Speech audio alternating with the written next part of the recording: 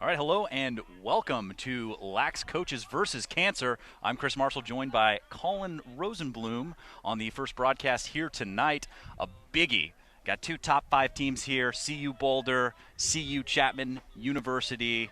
One of the really marquee matchups of this tournament. I can tell you I am excited to see these players go out there and get after it. Absolutely, Chris. I couldn't be more excited right now to watch this game with you. As you know, I went to the University of Colorado. I played under John Galvin. I know both assistant coaches, know these guys well. I am ecstatic.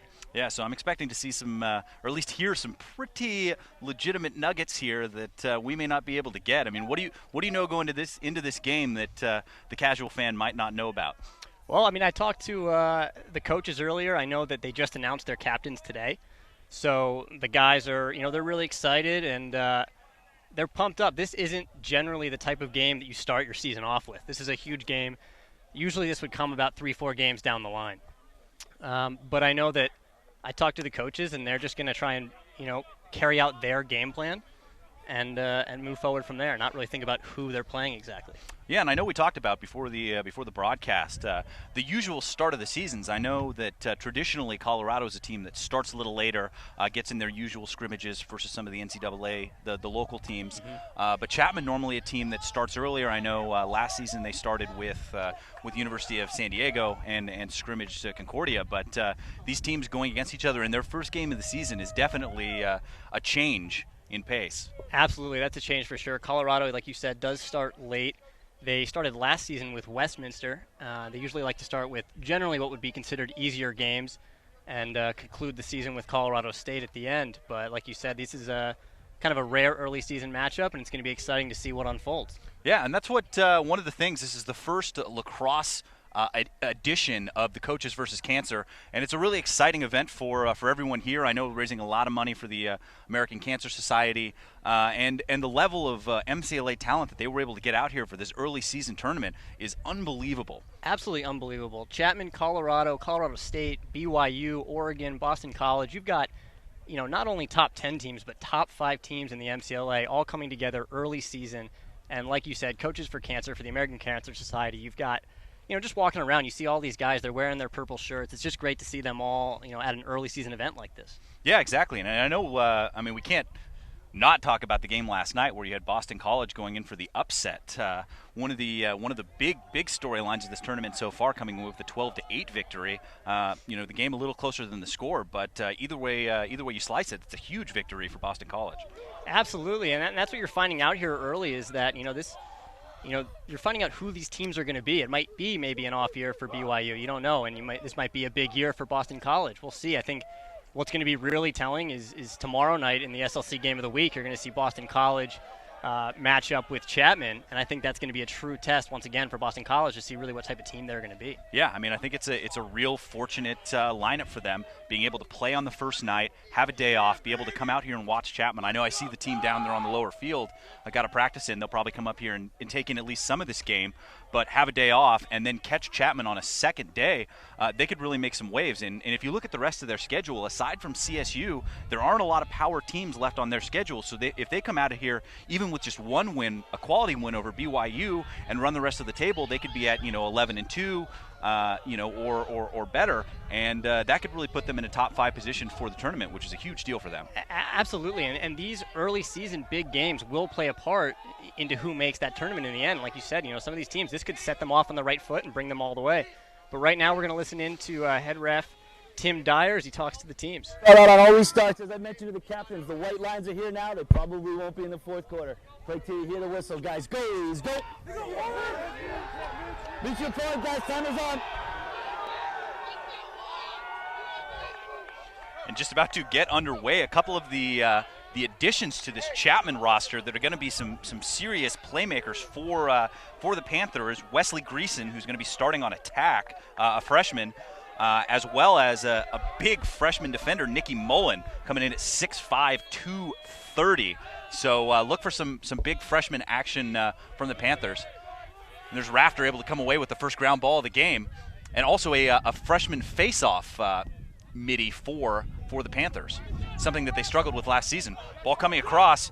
It's Dutra takes the shot. That one just off the mark, takes another shot, and that one's just down as Zancarlo is able to pick it up. Another one of the veteran players coming in on attack. Timmy Andrews, Tyler Ancarlo, both seniors will be out there in a real attack-driven offense for the Panthers. Yep, and we're looking at a young Colorado defense for one of the first times in a few years. You see you've got Rowan Sloss there, number 20, matching up against Timmy Andrews, who's got to be, the number one stud guy for Chapman this year. Yeah, and I mean that's definitely going to be the matchup to watch.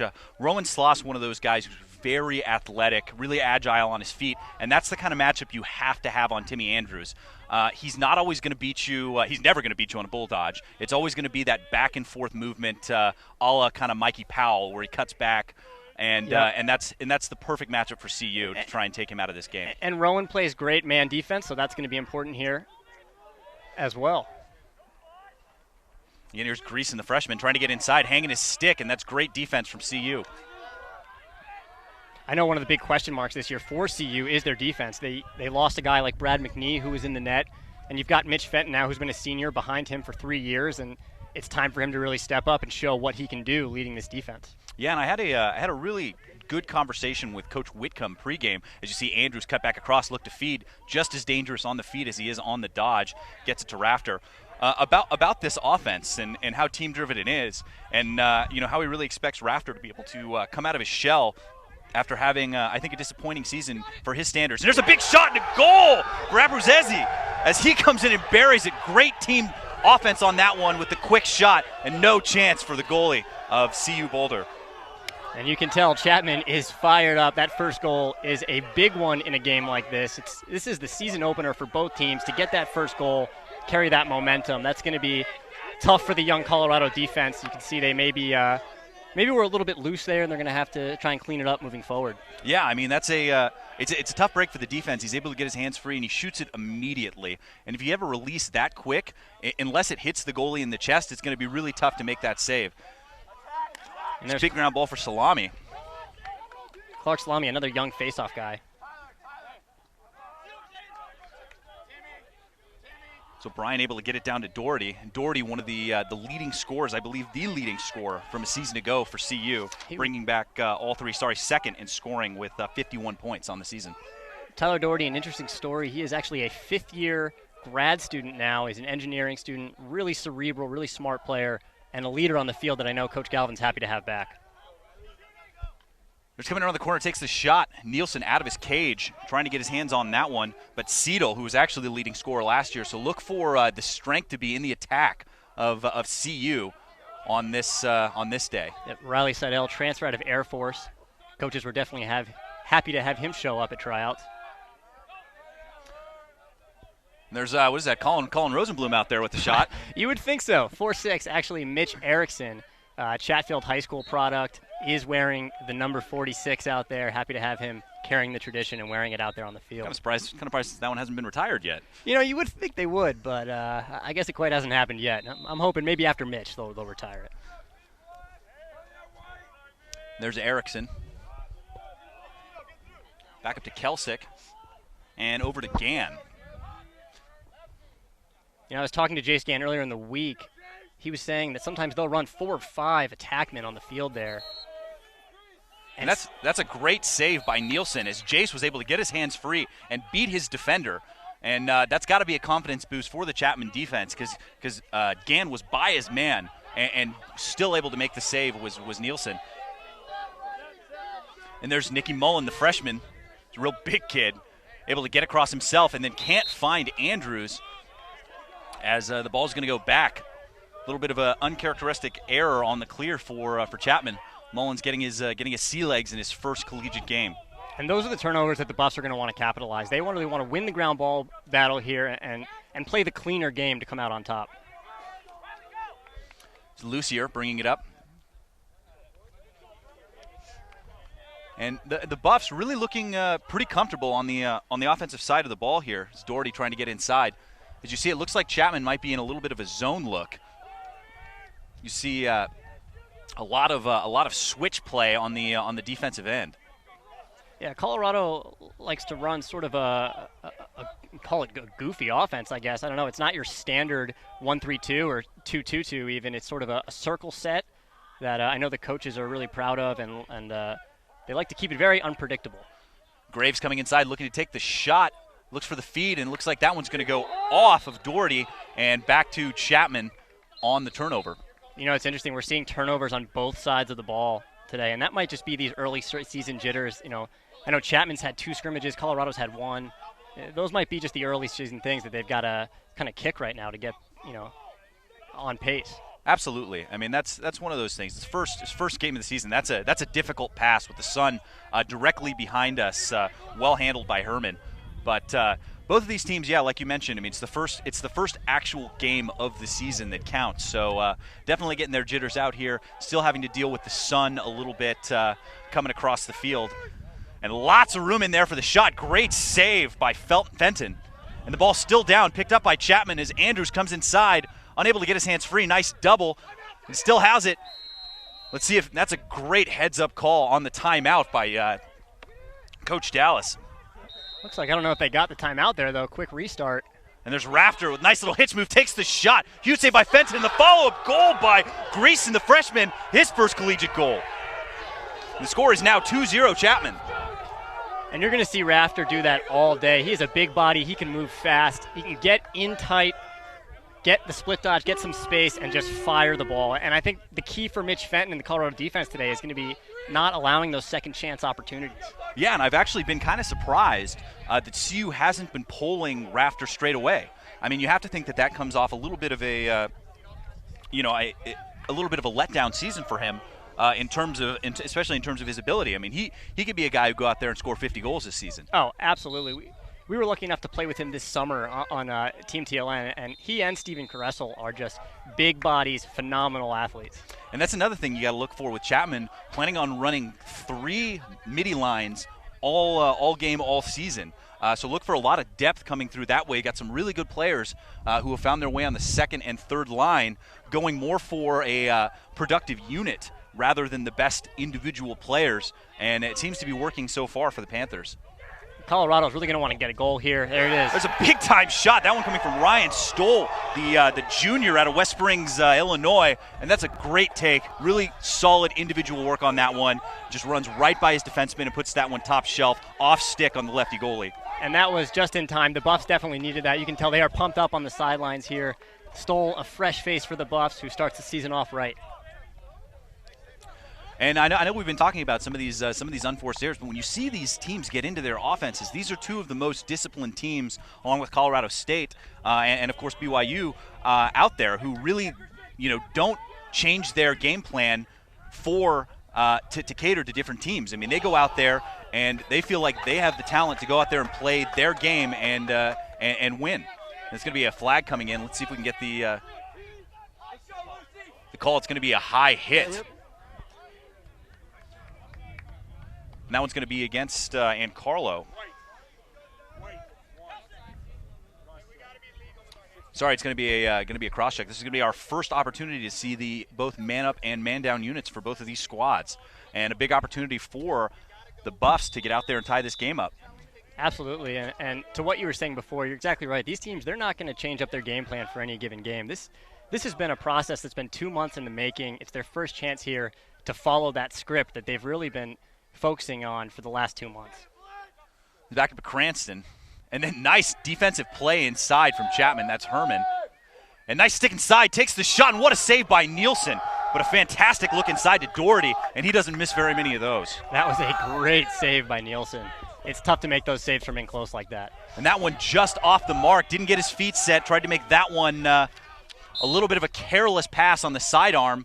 And Chapman's going to get the ball back. Still a man down for another 30 seconds. There's Giannotti going to take it across himself. Fights through the double, keeps it inside, and able to be pushed out of bounds by Isaacson. And that's a big play defensively. You would have liked to have seen, if you're Chapman, Giannotti try and cut back inside or pass the ball across the field, knowing that he's come into that triple team there. And that's a huge play for Isaacson, able to get the ball back to his team to hopefully get another shot here, getting a man-up opportunity. And it's good, solid defense. You see him get his hands right in the middle of the midsection and ride him out of bounds. So, I mean, fantastic play all the way across the board. Absolutely. You can't ask for anything more if you're Coach John Galvin. There's Kelsick back to Cranston. Cranston doesn't see the extra man coming. Is caught and just off the mark on the shot. Again is Doherty, who can't quite get it done right now, but Like we said, this is the early part of this season, and he's the number 2 scorer from a season ago. Nice look inside again. That's great defense. Another huge save by Nielsen. That one takes a funny bounce and pops right back out to the Buffs, who go back into their offense as Lucier has it up top. The Buffs are looking good right now, though. They're moving the ball. They're getting a lot of opportunities, and Nielsen is just really a brick wall right now in cage. Lucier loses his footing, ball down, stuck inside. A lot of white shirts, and they're picked up and scored. That's Gann picking up the garbage and burying it, tying this game up at 2.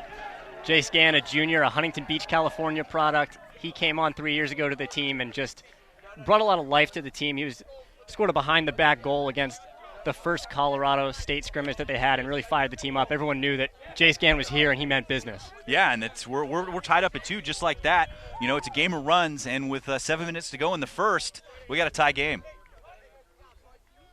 And that's one of the things you see, like how disciplined these teams are, is the mistakes that they make don't seem to rattle the players at all. And even then, you've got a lot of young guys on both sides of the field for both squads, and new players that aren't necessarily young, but working their way into the lineups and right back into their offense after making a couple mistakes early. Absolutely, and having both played for these programs, I mean, we know that practice is a high-pressure situation. Exactly. Nice look inside. What a goal. That is Team Lacrosse at its best as Jack Cranston buries his first of the season. And the Buffs are fired up here on the sidelines. That's Jack Cranston, a transfer from the University of Vermont. Actually played a lot of D-Midi when he was at Vermont, but came here to Colorado and has just been an unbelievable player. And that's one of those things that the Buffs are really going to look to him for, is scoring through the midfield. We talked about this earlier as a very attack-heavy offense. Any goals they can get out of the midfield is just icing on the cake. Absolutely. Like I said, I talked to Jace Gann earlier in the week. He said that they have 4 or 5 great attackmen, and sometimes they're going to run attackmen through the midfield. Yeah, and that's another thing that Chapman does as well. And it's one of those things you talk to the coaches about, and if you've got talent, you got to get that talent on the field. And one thing about having attackmen playing through the midfield is sometimes they're a little bit of a liability on defense, but they're such a tough matchup on offense that it really makes it worth having those guys out there. Yeah, and that's a decision you just got to make as a coach. You got to know who your personnel are, and if you feel comfortable having them out there, and what your kind of the risks are of putting those guys out there. But it definitely has paid dividends for the Buffs so far. Naprasezi looking for some space, moving the ball around, going right back into their offense. And I think that's kind of a measuring stick. Nice look inside off the pick, but great help defense from the Buffs. They're able to knock that ball out. And another almost pickup by Andrews. Ball's going to stay in bounds. And another fantastic ground ball coming from the Buffs on the defensive side of the ball. You'll notice that both of these teams are riding really hard right now, and that's just a testament to the way that both of these coaches run these programs. Riding is something that can be overlooked from time to time, but with programs like this, it's essential, and it's really important. Yeah, riding and clearing both of these teams. I mean, such disciplined play out of both these guys. Ball still down. Nickelman trying to pick it up, and the ball's straight up in the air. You see that one able to go right to Doherty there. That's actually Christian Wilson there, defensive midfielder, just named captain today. Talked to him earlier. He's very calm and collected and excited about the game tonight. There's Kelsick, nice little spin move, able to get the shot off, but not what he wanted on it. Solid lift coming inside from the Chapman defense.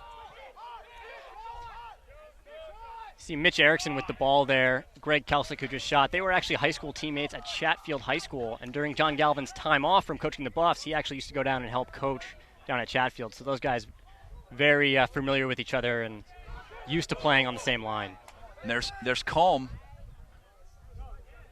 looking for some space, going right back into that offense. Very, very deliberate movements coming from the Buffs on offense right now.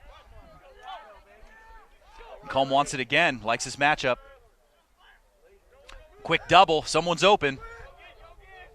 And good recovery by the Chapman defense as Colm spins it back up top. It's Gann looking for his second of the game, and then right back up to where it started. It's Kelsick working on Rafter. And that one back towards the middle of the field. That's great defense. And you can hear the Chapman sideline wanted to push there. There's a good handle by Doherty. See if the Buffs can calm down a little bit here and get back in the offense. Try and reduce those turnovers. There's Seidel has a shorty. This is the matchup the Buffs are looking for. And there's a great look inside. Can't quite come up with it. Just off the mark for Cranston. 4 minutes to go in the quarter. Another shot off. That one off the mark, but it's going to stay with the Buffs. And one thing to look for is that net that's stopping the balls is right on the end line. So look for some plays to try and get those quick whistles. And what a shot!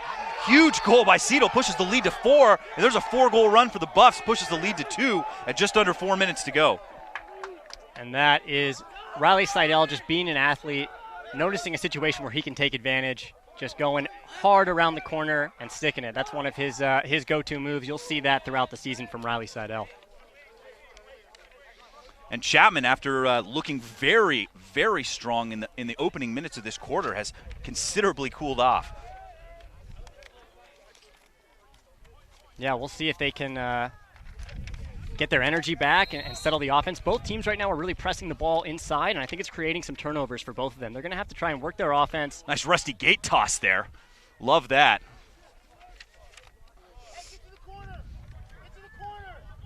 And there's Simon Jinkin, the freshman Fogo, able to keep his composure and get that ball moving into the offense. Looking at the second unit here, that's Connor Riley, the sophomore out of Thousand Oaks. Back up to Herman. So far, I'm impressed with the young Buffalo offense. These guys they're tenacious out there. They're throwing hard checks and holding their own. I mean, that's really all you can ask for. You get some of these younger players out here who are really trying to do something special, and that's not what got them a starting role on either of these teams. There's Herman with the bounce shot just off the mark. That one's going to stay with Chapman on the possession shot. Yeah, I can guarantee you for both of these teams, being flashy was not what got these guys on the field. Although that Rusty Gate by Salami was pretty fresh. See Andrews working on Sloss. Nice look inside, and Carlo gets it. Looking across, almost over the head of Caressel. Coming in on the second line. Nice look to Andrews. And again, great help defense from the Buffs right now. Really doing a good job of switching when they're sliding. And Carlos got his man hung up. Look inside, there's Caressel. Caressel takes a shot and buries it. And it's a 1-goal lead for the Buffs. And that was a great play on offense for Chapman. You see the Buffalo defense kind of gets caught looking there, not exactly watching man ball.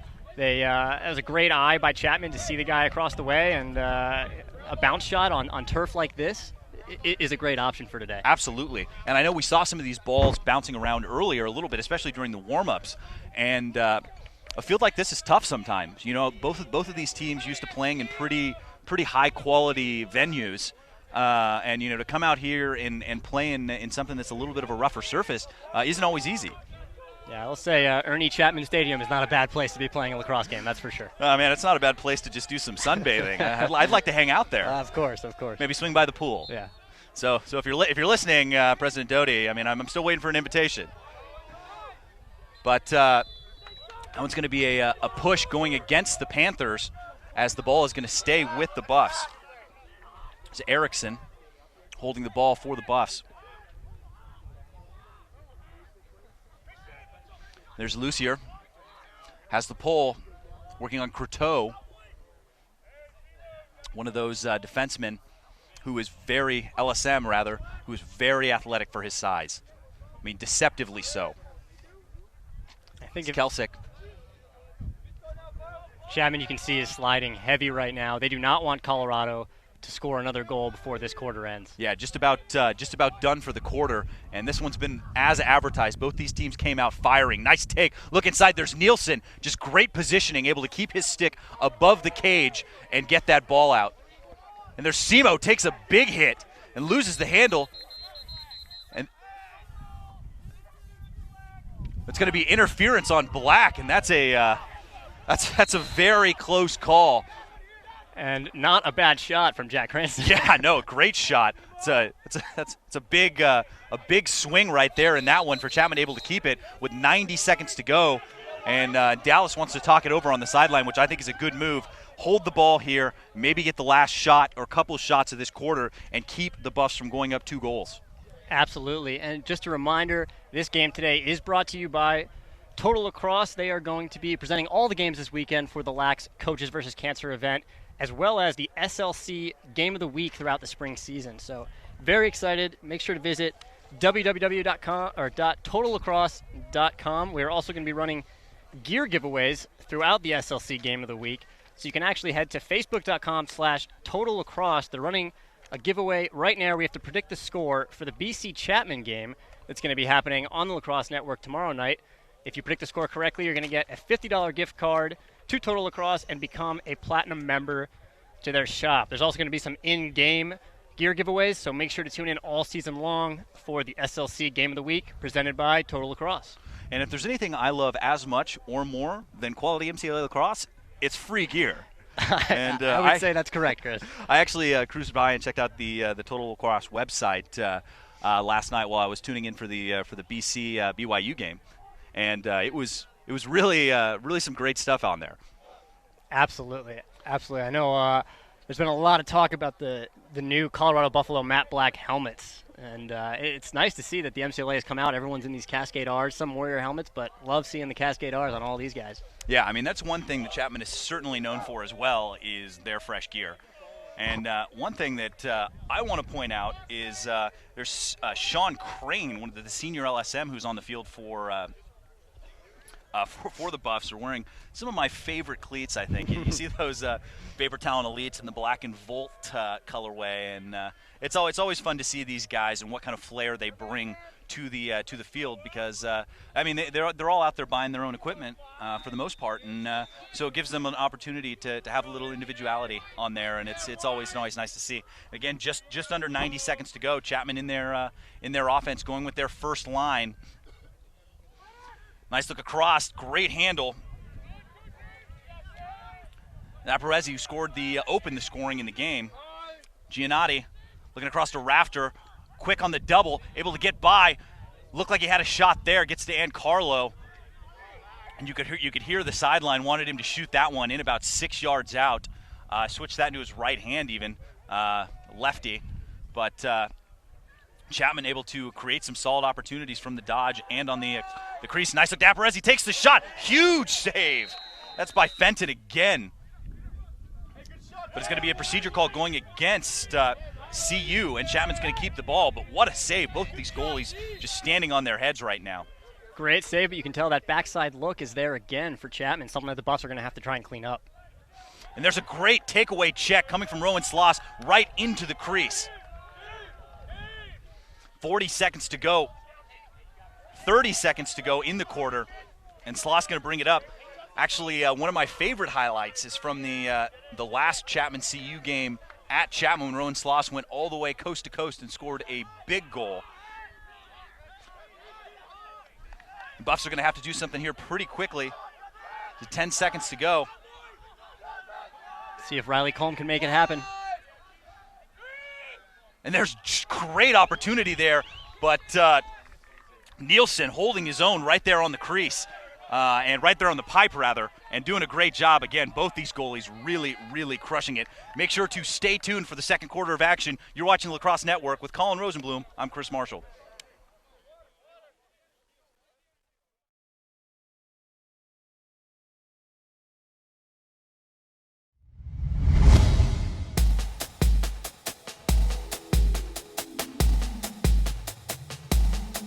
Hey guys, Mike with Total Lacrosse. Here today to check out Brian's Triumph 2 shoulder pads.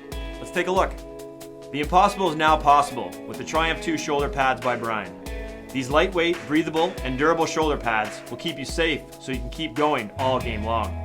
AeroShield technology is strategically placed throughout the sternum and shoulders, allowing you to stand up to large impacts. The Triumph 2s sport an updated strap system and a perforated mesh jacket that provides protection in its most flexible and breathable form, while a ventilator liner wicks away moisture so you'll never sweat the competition. Hope you guys enjoyed a look at the Triumph 2 shoulders. You can get these and all other Brian products at totallacrosse.com. See you next time.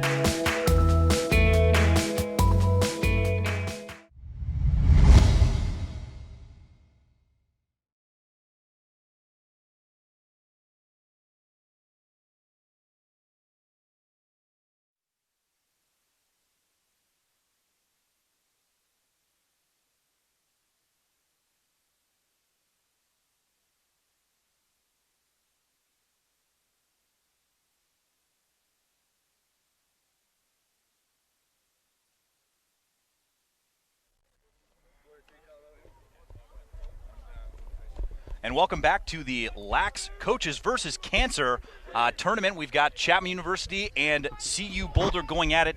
4-3 game. Been a real barn burner so far. I cannot wait to get back to the action here. Chris Marshall being joined by Colin Rosenblum. I mean, Chris, a 4-3 game after the first quarter. This is exactly what we want with a top 5 MCLA matchup early season. Really excited to see how it unfolds. Just read the comments. Supposedly, some of the people watching want us to make a little bet on this game, being that you went to Chapman, I went to Colorado. I don't know if that. I mean, I might have a jersey in my trunk or something. I mean, we could take some pictures after the game. All right. Get something going. I mean, along those same lines, I'd love to hear anything you guys got in terms of who you think is going to win, what you like so far on the broadcast, or anything really about us personally. Hit me up on Twitter at CMarshallTLN, and we'll be checking those out live during the game as well. I've never been a betting man, Chris. I don't know if I want to start with the Buffs. I don't know. I don't think I should. I mean, I feel like there may have been a gentleman's bet the last time the Buffs came west. But we'd be remiss not to talk about the last matchup between these two teams in Colorado. Blizzard game, 1-goal game. One of the craziest things I've ever seen in MCLA lacrosse for sure. And there's a great handle from Chapman as he goes back, real heads-up play. And Chapman very, very surgical on that clear. And then just over, I spoke too soon on that one, as the freshman Mullen throws another one away again, working those jitters out. And there's a great handle looking for Ancarlo, trying to get that one. Can't quite jump high enough to get it. Ball stays with the Buffs. There's Kelsick, but that ball pass coming towards us. We're on the same side as the camera. Is tough. Going directly into the sun coming down right now as we speak, really in the line of sight of these players. There's a big-time rip, that one right into the stick. But, again, that's a really solid angle to shoot from, but you got the sun at your back. Yeah, not necessarily a bad shot from Jace Gann. I think he probably wishes he could have built a little bit more mustard on it, maybe put a bounce shot, especially on this turf, but not a terrible shot.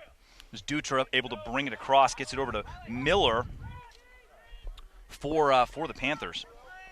And Chris, you brought up last season earlier. I think it's important to note that, Chapman was knocked out of the tournament in the first round to BYU. Colorado, lost 3 times to Colorado State last season. Both of these teams are coming in really hungry this year and don't expect anything less than a national championship. Absolutely, and especially with the national championship actually being held at Ernie Chapman Stadium in Orange County. Chapman really wants to make a trip back for the first time since their consecutive losses to Michigan. Absolutely. Both of these teams want the opportunity to play each other again in California. One of those things, there's Caressel coming inside, takes the bounce shot, great save. Fenton again doing a really good job of getting low for a pretty big goalie. Looks like they're going to get a interference call going against the Panthers, and that one almost a goal for Chapman. Yeah, it looked like Greason rather was able to get his hands on it. Minch Fenton looked like he was still in the crease there. The attackman got on his hands. It's an easy call. There's Kelsick. And Garfinkel making his first appearance of the game. Again, both of these sidelines are massive for MCLA standards. 40-50 guys, both teams. Expect to see both of these teams going deep into their bench. Yeah, we've talked to people around the tournament the last couple days, and I've heard comments from all of them, pointing at the Buffs or pointing at Chapman and saying, is that one team? And, you have to agree. It is amazing to see 55-plus guys on a roster, but it's great. There's Cranston going inside, loses his man. Quick double again. Chapman doing a really good job of compressing towards the middle of the field. Cranston trying to get his hands free. Loses his footing, takes the shot, and that one off the mark, but not a bad effort again, right where the sun is. And Jack Cranston's so dangerous, even on the ground there.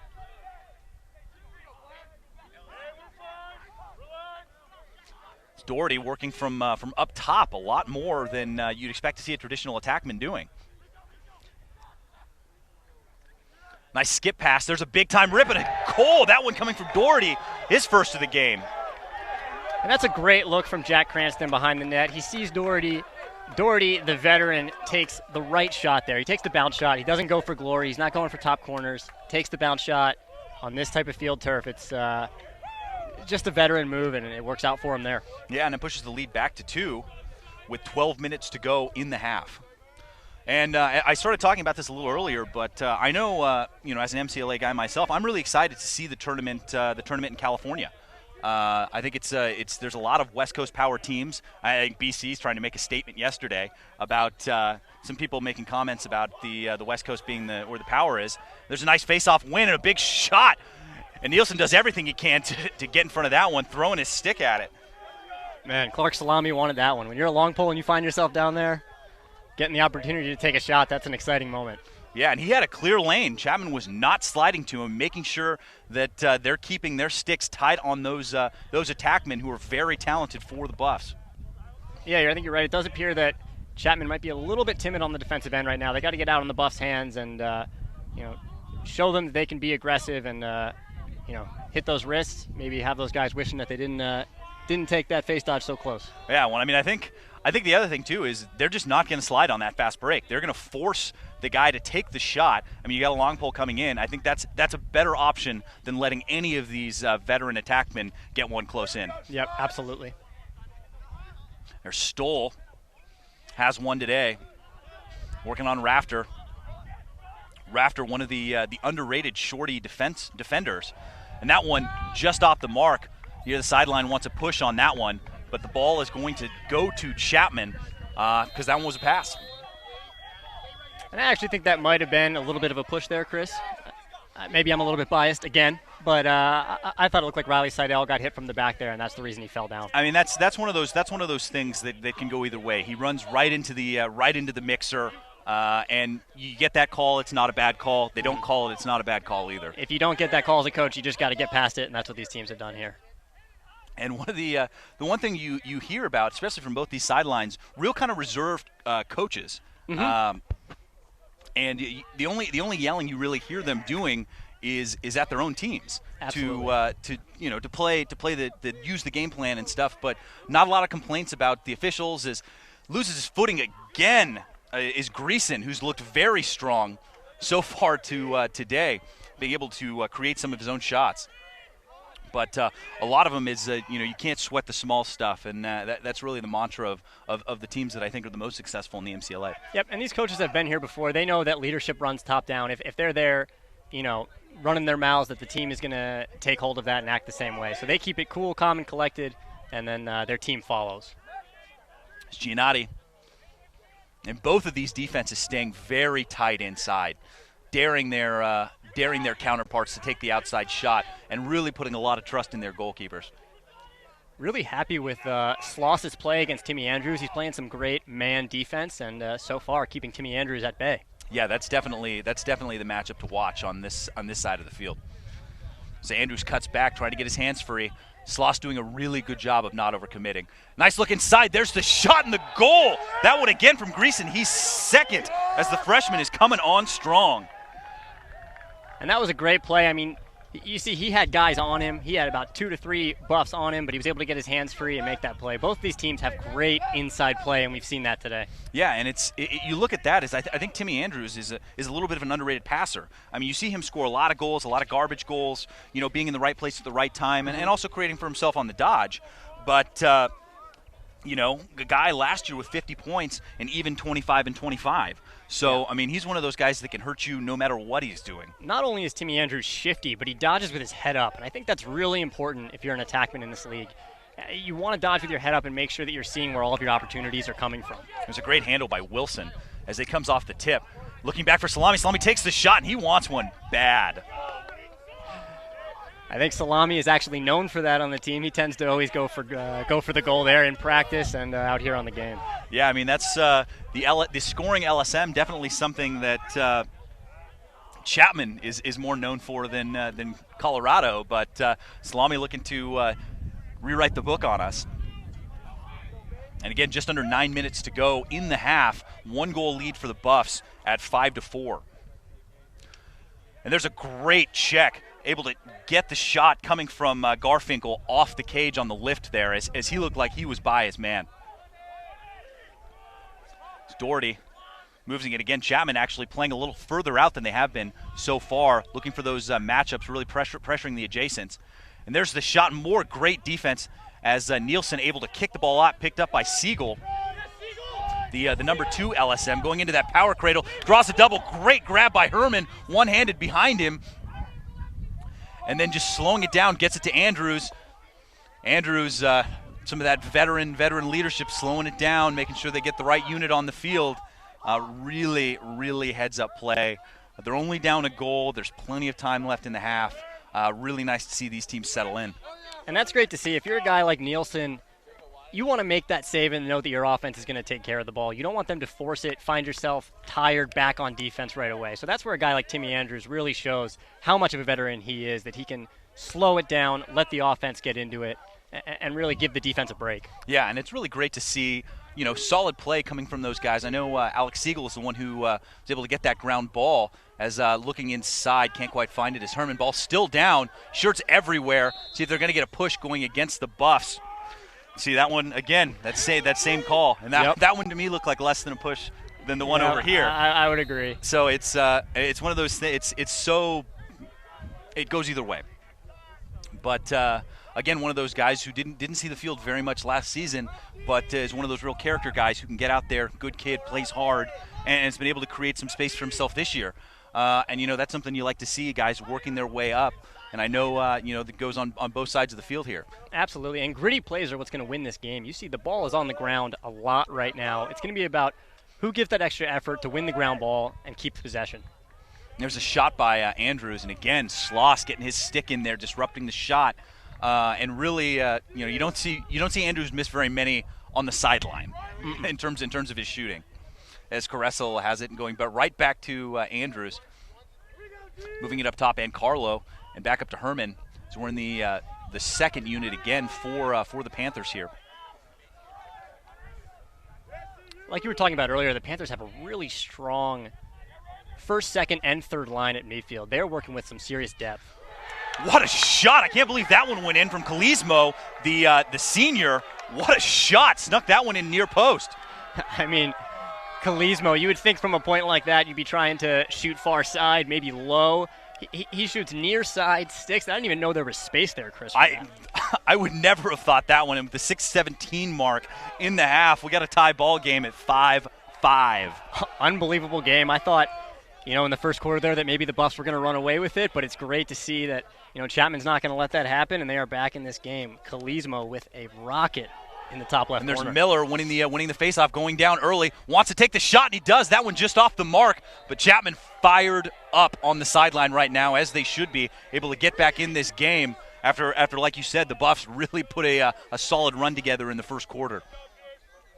Yeah, and I don't know if Mitch Fenton, quite saw that shot. This might be the time, if the Buffs get the ball back, they want to call a timeout, regroup their defense, and just settle down out there. Yeah, and that's one of those things too. I mean, there's probably still some dust in the air from that scrum down in the middle where they got that push.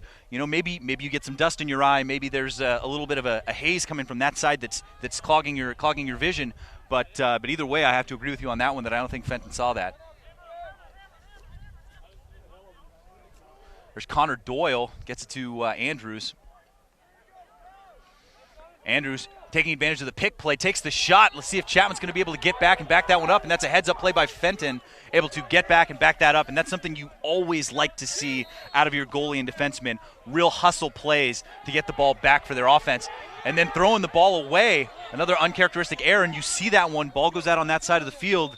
The sun probably had something to do with it. Yeah, you can see Connor Irvin lost that one in the sun, and both teams are going to have to face that right now. And we talked about one of the graduate students for CU, Sam Simo, captain, one of the graduate players for Chapman. Stayed an extra year, hurt his knee his sophomore year, and had some eligibility left going through the MBA program now at Chapman, and able to get out there and mix it up, and takes the shot. And I think this speaks to the depth again that we were talking about earlier for Chapman's line is the captain Sammy Simo playing on the third line. And you see a player like that who's working with a unit on the third line with guys like Kalismo. We saw him score that goal. Yeah. And Connor Doyle, I mean, there's a lot of guys on the bench who can hurt you. Yep, and from a leadership standpoint, to have Sam Semo on the third line, that's huge, helping some of those younger guys stay settled and really be the rock out there for the third line. And there's a big-time takeaway.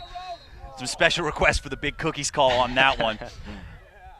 But it looks like we're going to get a flag here.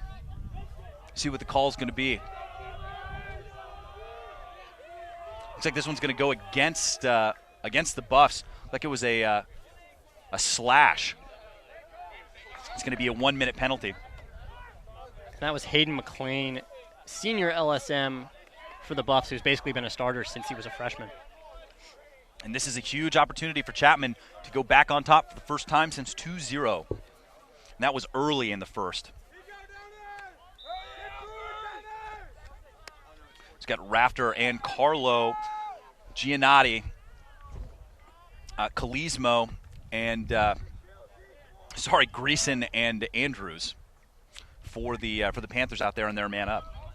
This is a very pinnacle moment in the game, Chris. You've got a tie game, man up for Chapman. CU maybe losing their steps a little bit. This is a big moment. And you see that it's Andrews just loses the handle. It just fell out of his stick, and then the Buffs throw it away. And so really fortunate play for Chapman to get that ball back in that kind of situation. There's a big-time rip from Greason looking for 3 on the day as the freshman's been coming in hot. About 3:30 to go in the half. As these teams are really looking to gain some momentum going into the second half. About 5 seconds left on this penalty. Kalismo might have had the shot there going across the field. Rafter takes the shot. That went off one of the defensemen and out of bounds. That's a great penalty kill for Colorado. That is a huge momentum builder, but let's see if they can keep holding on here. Zancarlo coming around the corner. Andrews, huge save by Fenton. Ball still down. Greason tries to get in, and looks like they're going to be able to get the timeout when the ball was still in the stick. Really, really close call there. Looks like the refs are going to talk it over. It's a big moment here at the 3:07 mark in the half.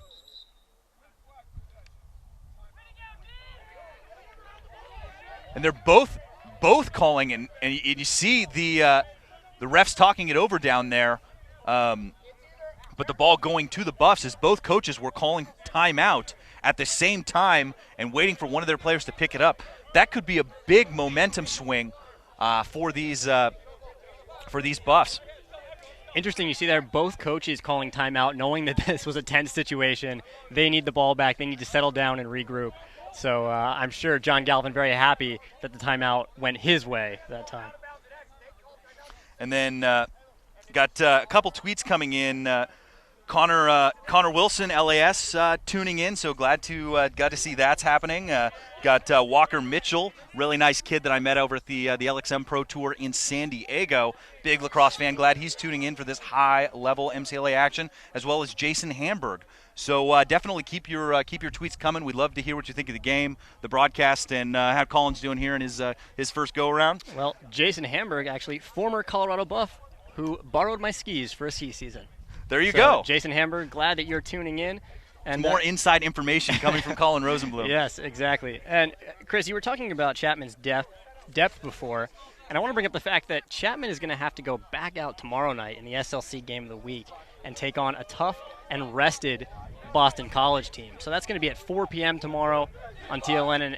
And how do you think their performance today is going to play into that tomorrow? You know, I mean, this is one of those things. I mean, Dallas is really one of those guys who's a win now type of player, and he builds his teams in a way that they're fit and ready to go. So if they need to play back-to-back games, I mean, both of these teams are built for the tournament, and that's exactly how you have to be. And so they need to be prepared to play 2-3 games in 4 days, and be able to do that sort of thing. And so, I mean, I think that these coaches, both of them, aren't going to be making any changes in their game plan, even though they have 2 games in 2 days or 2 games in 3 days.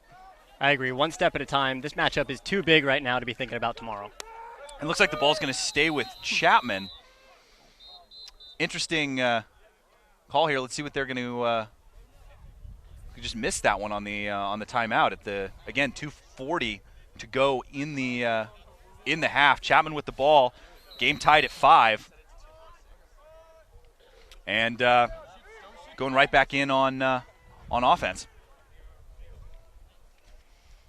And the Colorado coaches just looked over at them. They don't seem to have too much of a problem with it going back to Chapman, so I guess the refs made the right decision there. Yeah, it may have been a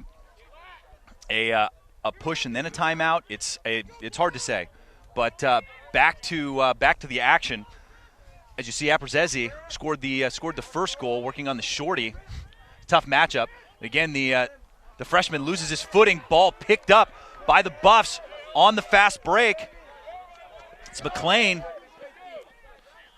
Gets it to Cranston. Look inside. There's the big shot in the goal coming from Christian Wilson, the senior D-Midi, pushing the lead to 1 at 6-5 Buffs. And with 2 minutes left, great transition play from the Buffs. You see Hayden McLean brings it down, drops it off to Jack Cranston, who makes the smart play to Christian Wilson, trailing, and Christian just putting some mustard on it, sticking in the back of the net. Yeah, and that's really exciting to see. You see how fired up the sideline is. I know those D-Midi guys don't get a whole lot of glory. Position I played in college. And, when you have the opportunity on that fast break, playing tough defense, and you can take a shot and you score one, it's really makes your season. Yep. Salami again on the face-off win. Goes into the break. Nice look across. Takes the shot and buries it. And there's Cranston. 2 goals in 10 seconds for Colorado. Wow. Clark Salami getting that face-off, bringing it down to Tyler Doherty. Tyler Doherty making that cross-field pass. If you're an attackman, a lot of times first thing you're looking at is going down to the left side to hit that lower right attackman. But Doherty makes that look across and ends up with Cranston with 3 goals. So just a great goal there from the Buffs and a lot of momentum going their way right now. Yeah, and 1 minute 50 seconds to go in the half. That's 3 goals on the game for Cranston. Really hanging tough, making that move from midfield to attack. You can tell that the Buffs have a lot of seniors on the offensive end right now. They're not bobbling these plays. They're taking advantage of transition opportunities. That's what you really see with some of the juniors. Chapman's got a mismatch numbers-wise on the inside. They had them subbing through the midline, couldn't get it to Caressel, but had about 5 seconds wide open on the crease. But sorry, didn't mean to cut you off. Just saw that coming in. No, of course. And I'm looking now to see, can some of these older guys for Chapman, can Timmy Andrews really take hold right now and start building the momentum again for Chapman. And there's Herman dodging from X, has the shorty. Looking to feed. Doing a good job on the defense, trying to thread the needle with that one. As the ball stays down, that's great offensive play. And then there's Andrews inside, and what a save by Fenton. Unbelievable. On the doorstep, stoned. The freshman Greason looking for his third. 40 seconds to go, and that's a huge save. Giannotti coming inside. Nice feed to Andrews. Andrews takes the shot, and that one off the pipe. But chased down by Giannotti. This one's going to stay with Chapman. And they want to talk it over on the sideline, calling the timeout with 25 seconds to go. I have to get to a couple of these tweets. Dylan Sheridan tuning in. Never get tired of listening to you guys commentate. Some high-level lacrosse being played at the MCLA level. Coach over at DU. I know that he got a look at CSU earlier this season. So I'd love some insight from you on what we can expect to see from them on Monday. I think that matchup, generally just the CSU-Denver matchup, is always just a great opportunity, more so than anything of what the score comes out to be. It's a great chance anytime that an MCLA team gets to play an NCAA team, let alone a team like Denver. Absolutely. But I think in terms of Colorado State, they are a pretty unwavering team. They run very stable systems, and you can expect them every year to be very calm, collected, and not really flashy, but always getting the job done. Yeah, and it's exciting to see, the West Coast. We'll call Denver West Coast for the sake of the lacrosse argument. But to see the teams really moving up on both the men's and the women's side, real historic moment in Colorado lacrosse this past week when CU played DU in the women's in their first ever NCAA Division I game. So it's exciting to see more teams out there really making a name for themselves at the NCAA level. Absolutely, and I know it's huge for the men's team here to have an NCAA lacrosse program at the school. It gets it on the radars of the athletic directors and everyone on campus. So really exciting right now what's happening on the West Coast with lacrosse. Again, 23 seconds to go as Herman looking to dodge. You see that double coming quick from McLean as he looks across, bounce pass to Ann Carlo. Again, that's Greason. And Carlo wants it back. Gets it to Greason. About 15 seconds to go. The ball's going to go out of bounds. And 5 seconds to go, rather, as Sloss is going to bring it up.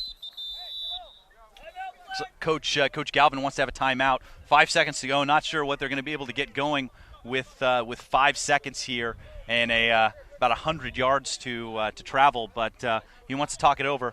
Probably just maybe hold on to this one or toss it down there and hope for the best. But it could be some sort of pick play. I mean, you know Coach Galvin better than I do. What do you think he's drawn up? I think he might want to have that timeout back. I mean, I'll talk to him after the game and see, but it seems a little bit questionable to me.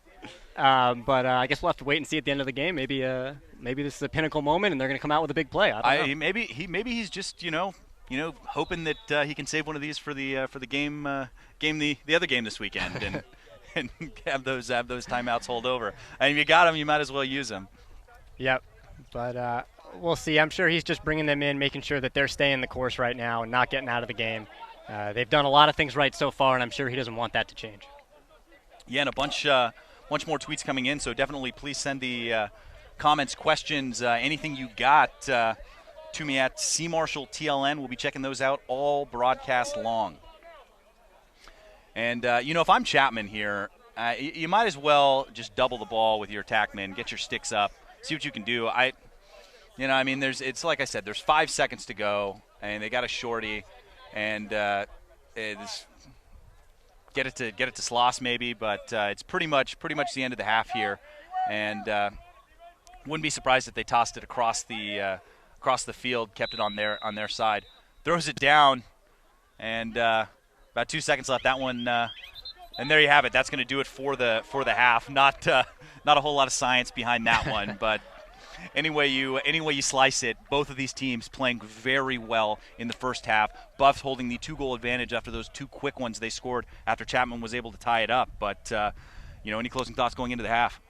No, I just think that Colorado's going to want to keep playing their game. I know on the defensive end they must be very happy with some of these young guys, Rowan Sloss, keeping Timmy Andrews to very few points. And, they must be happy. And their offense at the same time, you've got Jack Cranston, Tyler Doherty, and these guys really being playmakers right now. So I think for the Buffs, it's to just stay the course. And, for Coach Hartley at Chapman, I'm sure he just wants to put a little bit more fire in these guys' steps and just get them going on the offensive end. Yeah, well, don't go anywhere. We have a second half of some fantastic MCLA action coming your way live on the Lacrosse Network with Colin Rosenblum. I'm Chris Marshall.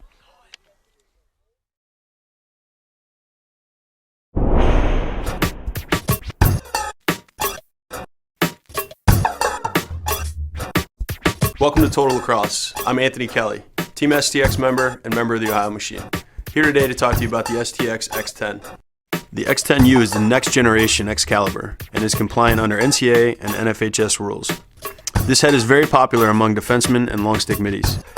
The X10U comes with the signature STX trestle design, which provides extra strength and stiffness while keeping the head weight very light.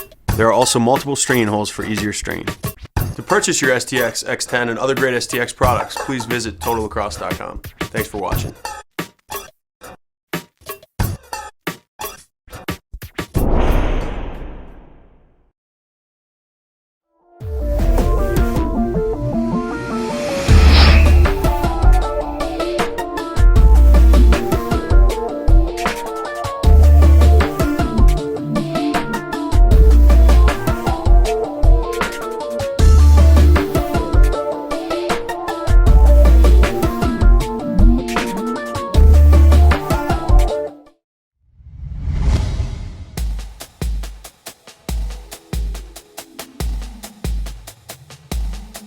Hey guys, Mike with Total Lacrosse. Here today to check out Brian's Triumph 2 shoulder pads. Let's take a look. The impossible is now possible with the Triumph 2 shoulder pads by Brian. These lightweight, breathable, and durable shoulder pads will keep you safe so you can keep going all game long. AeroShield technology is strategically placed throughout the sternum and shoulders, allowing you to stand up to large impacts. The Triumph 2s sport an updated strap system and a perforated mesh jacket that provides protection in its most flexible and breathable form, while a ventilator liner wicks away moisture so you'll never sweat the competition. Hope you guys enjoyed a look at the Triumph 2 shoulders. You can get these and all other Brian products at TotalLacrosse.com. See you next time.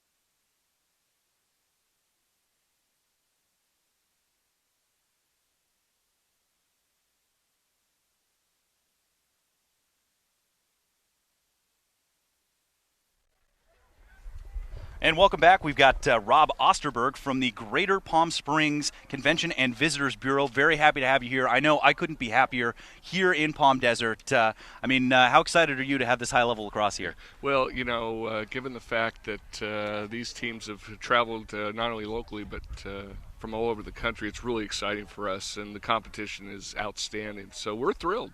Yeah, no, I'm hoping that we can get some more tournaments back out here. And tell us about some of the other things. I know the fair is going on, and I know there's a great swap meet that I come to here on the weekends over at the for the dates. Yeah, the destination, the perception and reality is sometimes different. Lots of golf and lots of tennis and lots of pool time if you choose to do that. But there's a number of activities to do. You mentioned the fair, but there's hiking, there's biking, there's hot air ballooning, there's shopping like mad. Certainly the outdoor activities are abundant throughout the Coachella Valley. So we're excited. I've been here 35 years, and it continues to grow and continues to provide a lot of unique opportunities for people who are visiting or who live here. And what's your favorite thing to do out here? I'm a hiker. So if you look around the mountains, hopefully they're getting a shot of that. I've hiked just about all the peaks, and it's just a passion I have. And, being outside is really the wonderful thing about living here. And 82 degrees today doesn't hurt either, especially with those folks. I was noticing Boston College here. I've got to believe that they're excited to be here because it's a little cooler back in the Certainly an upgrade. And where's the best place to go and look for information about Palm Desert, what kind of activities there are and stuff for the fans at home? Yeah, we're lucky enough to be a regional organization representing 8 cities of the Greater Palm Springs area. So really, Greater Palm Springs, the Oasis, is kind of our hashtag, if you will. So GreaterPalmSpringsOasis.com will give you all the information on the destination, the area, things to do, and that sort of thing. Or Google Greater Palm Springs. You'll find it very quickly there. But like I said, there's plenty to do, and I think people are excited about being here. Well, thank you so much for joining us, Rob. I really appreciate it. So everybody, especially those local guys, get out here to Greater Palm Springs. Stop at the outlets. Have yourself a good time, and we'll see you here next time. Thank you.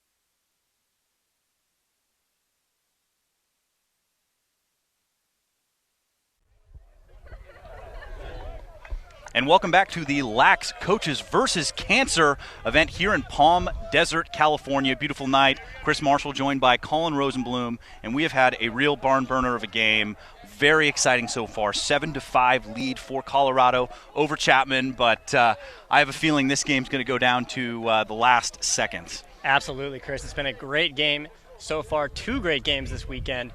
And I want to remind everyone that these games are being brought to you by Total Lacrosse. Make sure to visit www.totallacrosse.com. Tons of great lacrosse gear.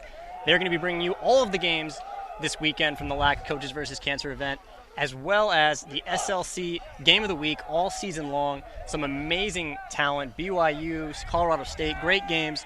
Tomorrow night we've got Chapman, Boston College.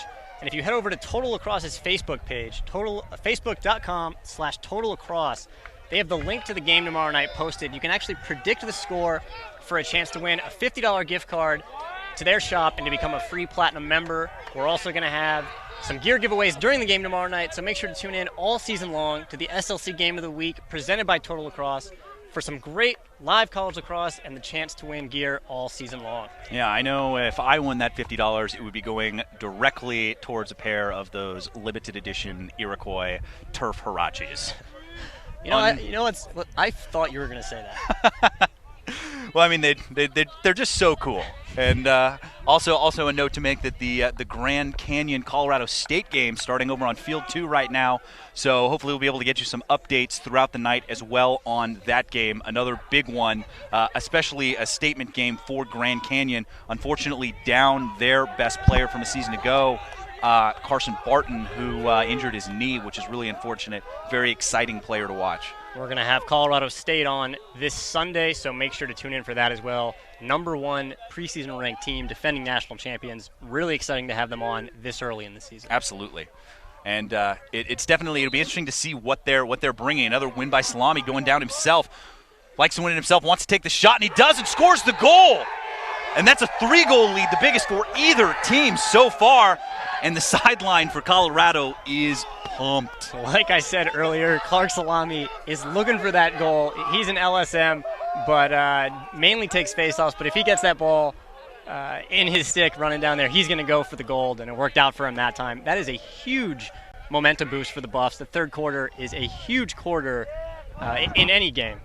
Absolutely, and that's one of those things. It's been the face-off battle has been a really interesting one. It seems like both players are kind of taking some risks, and they both want to go forward with it. And so it's either one of them gets it, and the other one is caught with a step the wrong direction. So it's going one direction or the other. And most recently, Colorado has had the advantage in that department.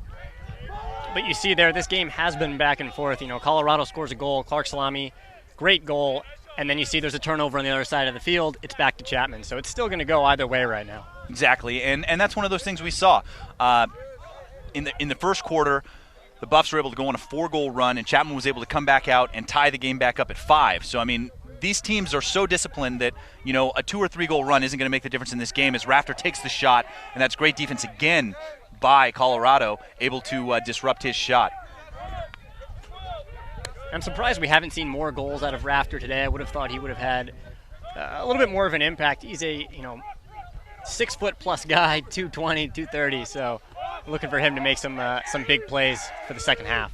Yeah, and that's one of those things too. Is I had a talk with, and there's Greason goes right into the stands, crushed some guy in the stands, but selling out on that one as you see the freshman really trying to make something happen right through the signs.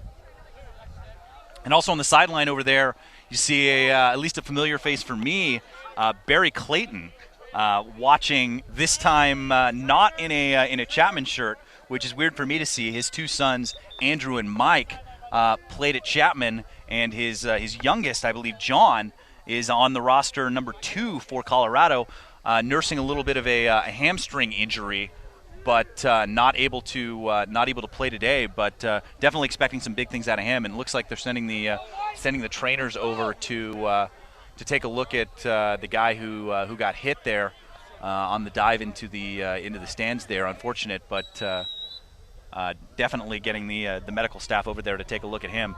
As you see, Greason, a big kid, 6'1", 180. flying in there full speed into the crowd.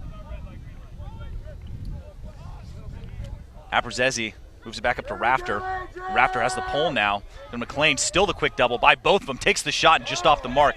And you see how athletic he is. And, heard from some of the players that, not only is he, one of those guys who looks big and is fast, but also puts up some of the most weight out of anybody on the team.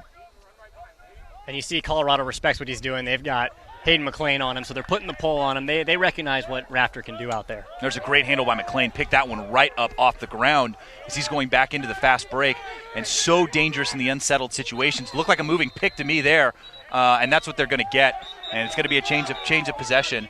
As you see, Abruzzese took a shot there. I think he might have caught a ball in the midsection on that one, which is never a pleasant experience. No, you never want to see that, especially if you're not a goalie.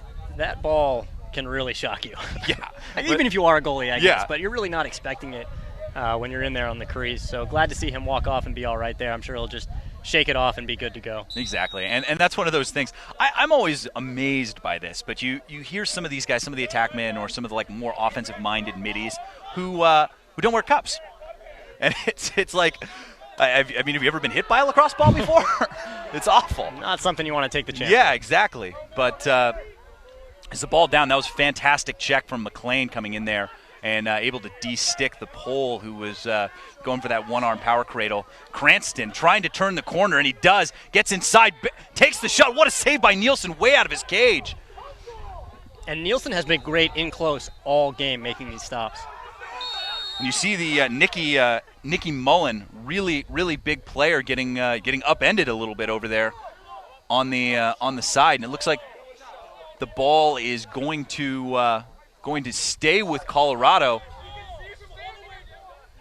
And you see the sideline not particularly happy with the call there, coming from the far side of the field as Colorado keeps the ball. Nice move by Siddell, gets his man hung up, and another save by Nielsen, and then gets the rebound and buries it, not giving up on the play of Siddell, and he scores the goal and pushes the lead to 4. And Dallas Hartley is furious on the sidelines right now, and possibly rightfully so, but Riley Siddell, what an amazing dodge. He takes a good shot, but the ability to get that rebound right there and stick it in the goal through traffic is just, that's unbelievable. And that's one of those things that's so frustrating for a goalie. You make a huge 2 big saves in a row, and then the guy gets the rebound and scores the goal. And that's another face-off win that's for Miller as he's able to turn the corner and pulling the ball out. And you can hear Coach Hartley still fuming about that call. And he's got a point for sure. As Greason holding the ball at X, looking to make something happen. Been very dangerous on the dodge. Already has 2 on the day. It was good to see Miller get that face-off win. That's something that Chapman's going to have to do moving forward in the second half here. Start winning the face-off battle. And there's Greason with a big-time rip, and that one goes in. That's number 3, Toss Yo Hats. You are right, and Chapman is now super excited on the sidelines. That's exactly what they needed to try and get the momentum here in this game. So Gleason, you see it just sticks the shot there, and we'll see how this game moves forward if Chapman can keep this momentum up. Yeah, that's a big goal. They gave up 4 in a row for the second time in the game, and able to cut that lead back to 3, especially on a goal like that. And riding on the shoulders of your big freshman is huge, as we're at 9-6 right now in the third quarter. A lot of freshmen making big plays for Chapman right now. That bodes well for the next 4 years. And that's going to be a hold going against CU. And Salami doing a great job of hustling off the field there. Because if you get the procedure call on the faceoff, you have to leave the field. And definitely one of those things with the quick whistle where Chapman can force the issue and cause a little bit of a mismatch offensively. Have that extra man for even a few seconds is a huge deal. Absolutely. That's one of the few opportunities in the game where you're going to get a chance like that to just get the ball and go without someone in front of you. Riley looking inside for Simo. Simo takes the shot and buries the goal. Alligator arms, keeps it in tight, buries it top shelf. That's a huge play for the senior captain. Talk about handles, getting caught up there. Not the greatest pass, catches him a little bit inside, He's really choked up on his stick, but he's able, like you said, alligator arms, just to push it around with his torso right past Mitch Fenton. And Chapman is on a roll right now. And that's exactly what it is. You see these teams, they're so disciplined. They never get down on themselves, and they go out there and know if they play their game that they'll be able to score goals and do what they need to do on both sides of the field. And that's what makes these teams the best in the MCLA and what brings them through the tournament into the far rounds. And it's going to be another hold going against the Buffs after the face-off, not having to go off there, but which is fortunate for Salami. But you see Chapman subbing through the midfield, not making the change are the Buffs, so no opportunity for a mismatch there. But you see Chapman subbing through the midfield, trying to create a little confusion there in terms of where their players are coming on from. And here's Rafter. He scored early. Let's see if he can make it happen again for the Chapman offense. And he's been doing a great job of creating his shots. I mean, you see these guys. You see, Doherty who's got a goal, and Rafter who's got a goal. Those guys who are really doing a good job of creating shots for themselves, and are either the victim of a fantastic save from the goalie or a near miss. And either one of those guys could come on strong in the second half and have 3 or 4 goals. See Greason, who's been the man to go to for Chapman, cutting inside, and there's a lot of respect that they're paying him. You see that second slide guy coming very soon. Pretty risky on the skip pass there, almost picked off, but he gets the ball back. You can see the Colorado defense is on their toes right now. They want to get a turnover, get it back in the offensive end. Zaprozezi gets it up to Rafter. Rafter working on the shorty here, fights right through it. Fantastic defense. Ball's going back the other way. Looks like he's going to get caught. But can't say enough about the defense of Kelsick on that one. Really fantastic play on short stick defense. Absolutely. Greg Kelsick out of Chatfield High School in Colorado. He's got the ball now. And you see the offsides on Black. That's very uncharacteristic for this team. Yep, and with 9:35 left, an offsides call like that, not what you want to see if you're head coach John Galvin. You finally get the ball in your offensive end after a long Chapman possession. You want to hold the ball down there. Especially with the momentum that Chapman has right now. There's a nice cross-field pass. That one's going to be right on the money. Nice play by Herman, able to get that one. And then just in time, as you see Zane O'Brien, the sophomore coming onto the field, nearly had the opportunity to clean him out on that one. Absolutely. And I'm going to attribute that catch to Herman's traditional I see in his stick there. I don't know if you think that, but that seems to be what happened. Did you string that one up for him, Colin? I didn't, but you probably learned from the video. You probably learned from the video, exactly. So if you have a traditional or want one, be sure to check out Colin's how-to video on the Lacrosse Network. It is pretty good. Colin, very easy on the eyes. Thank you, Chris. As Riley moves it back up top, here's Herman, who's been the main dodger on this third unit. Solid defense again from the short sticks of the Buffs. See Simo, a real cerebral player, creates a lot of opportunities by passing and being in the right place. Nice look and a huge goal. That one by Connor Riley, the sophomore, cuts the lead to 1. And we're at 8-9. And there you see Connor Riley shooting off the screen, catching Mitch Fenton a little bit off guard. And again, Chapman just playing at a different pace right now. These past 5 minutes, totally different, than before. They are on fire right now. Yeah, I mean, you have to think that maybe that last goal on that kind of questionable call really got these guys fired up on the sideline. And I know we keep talking about this in terms of the top teams in the league doing things, but you could take that as an opportunity to hang your head and really let Colorado start schooling you. And Chapman took it as an opportunity to get their game going. Absolutely. Neither of these teams are going to make excuses about what's happening out there, especially with a call here or there. They are just playing their game, trying to get back on top. And there's a big win from Salami, able to get that ball down, having a little trouble as Chapman switched up the look, giving them Jenkin rather than Miller, who has been having a little bit more success here. Chapman doing a good job of recognizing when there's a problem and trying to do something to fix it. As Gann getting in, quick double again on the sub, nowhere to go. Well done to get that ball to Lucier. You're going to see the Buffs settle into their circle offense here. Let's see if Cranston can make it happen for the Buffs. And that one's going to stay with the Buffs. Quick whistle here. Goalies do not have the 5 seconds anymore to get back into the cage. I know that was a rule that came into effect last season, but some of the older viewers may not be as aware. Great shot. Unbelievable take coming inside by Doherty. And we talked about him being one of those guys who can get out there and and do something really special to get his team back in the game. Absolutely, and you see Kerry Garfinkel there dodge in, get the pass, give it to Doherty, and talk about handles. I mean, he had guys on him there. He was able to choke up on his stick, and he didn't have to give that much when you're in that close. It's just about putting it towards the goal, and he's able to get it past Nielsen. Yeah, fantastic play, and here we are at the 7:28 mark in the third quarter. 2-goal lead for Colorado at 10-8. So again, back and forth play here from both teams, not letting down. Such an exciting game to see these two top 5 MCLA programs go at it early in the season. And there's great play. You could see Miller able to win the faceoff, but can't get his hands down. You can hear the 2 hands call coming from the sideline as the freshman trying to go at it with one hand, and unable to come up the ground ball. Not quite going to work at this level. You see Clark Salami was on the offensive end there for a bit. I think he's looking for another goal. I mean, those are the kind of guys you see. I mean, even Hap Knowles last season, but Matt Walrath had, I think, 15 goals 2 seasons ago when he was the player of the year. So I mean, there's a blueprint now for those guys, to go 2 ways, to be real athletic, and there's some gold at the end of the rainbow there for some of them.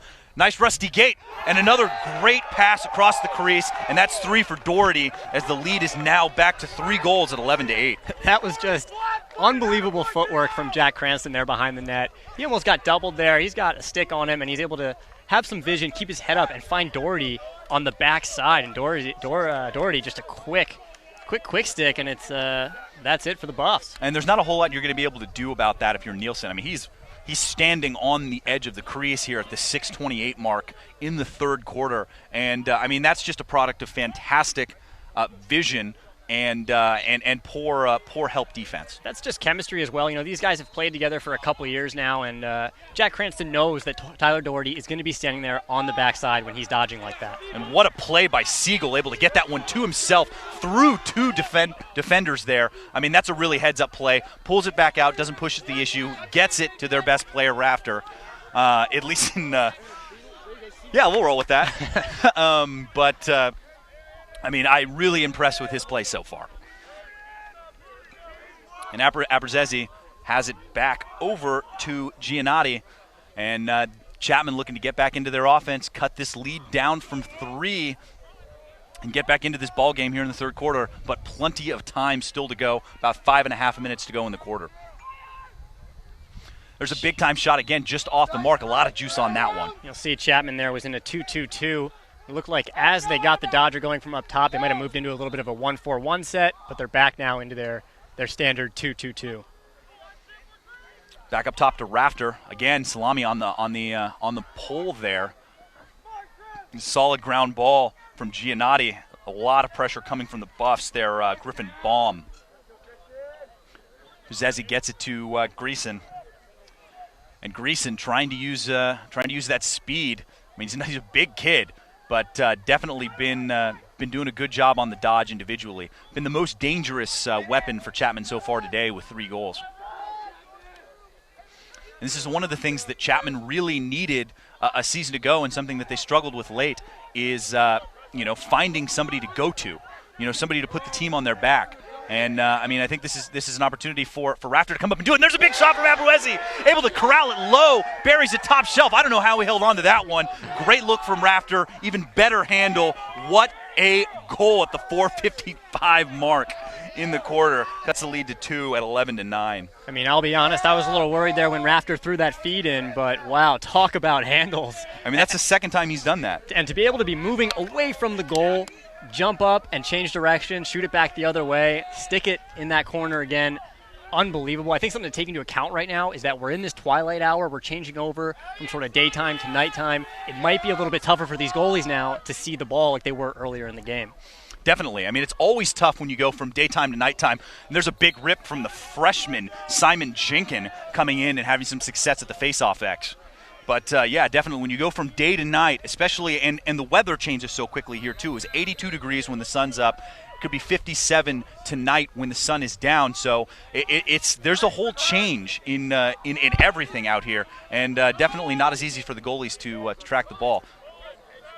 A lot of gray sky out here. Absolutely. It's been beautiful all weekend, and I don't expect it to change. There's Herman trying to back in. What a save by Fenton. Huge save, as that was a real big shot coming from Greason, who was looking for his fourth. See, Greason fires a shot to the center of the cage. Mitch Fenton for Colorado goes to his knees, but notices last minute that it's going to be a little bit higher than maybe he had expected, and is able to get a stick on it. And looks like there's some going to need some balls on the end line for Chapman, the home team here, even though this is a neutral site.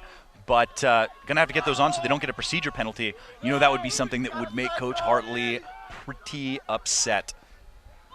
Nice look across. Almost picked up and taken right to the cage from Andrews, who again has been quiet on the scoring front. A couple assists, but one of those guys still has it. But Greason able to get free, goes for the stick fake, comes around the corner, takes the shot, read all the way by Fenton. Saw it the whole time. That's a fantastic call from the Buffs sideline, and that one's going to sneak through, and not quite going to get out of bounds. But that's a really heads-up play coming on the sideline from Riley Coombe, able to get that one out and tightrope walk at just over 3 minutes to go in the quarter. Big play. That was a great ground ball from Riley Coombe. Riley, coming out of Oregon, originally was going to be an Oregon Duck. And that's a big-time hit. And the flag. And Simo not happy about that one. Tough to get down to his level there. Simo nearly 6'5", coming in, going against the much smaller Aaron Isaacson at 5'7". Looked pretty clean from where I'm standing. You know, I thought it might have been a little bit high, but either way, Aaron Isaacson takes that, gets right back up. He's fired up, and the Buffs are ready to see what they can do on offense. And then got to get a couple tweets in here before the game gets started. Kevin Proctor tuning in for Maryland. Go Chapman, go Oregon. Pretty fired up. Emmett McFarland also pulling for CU.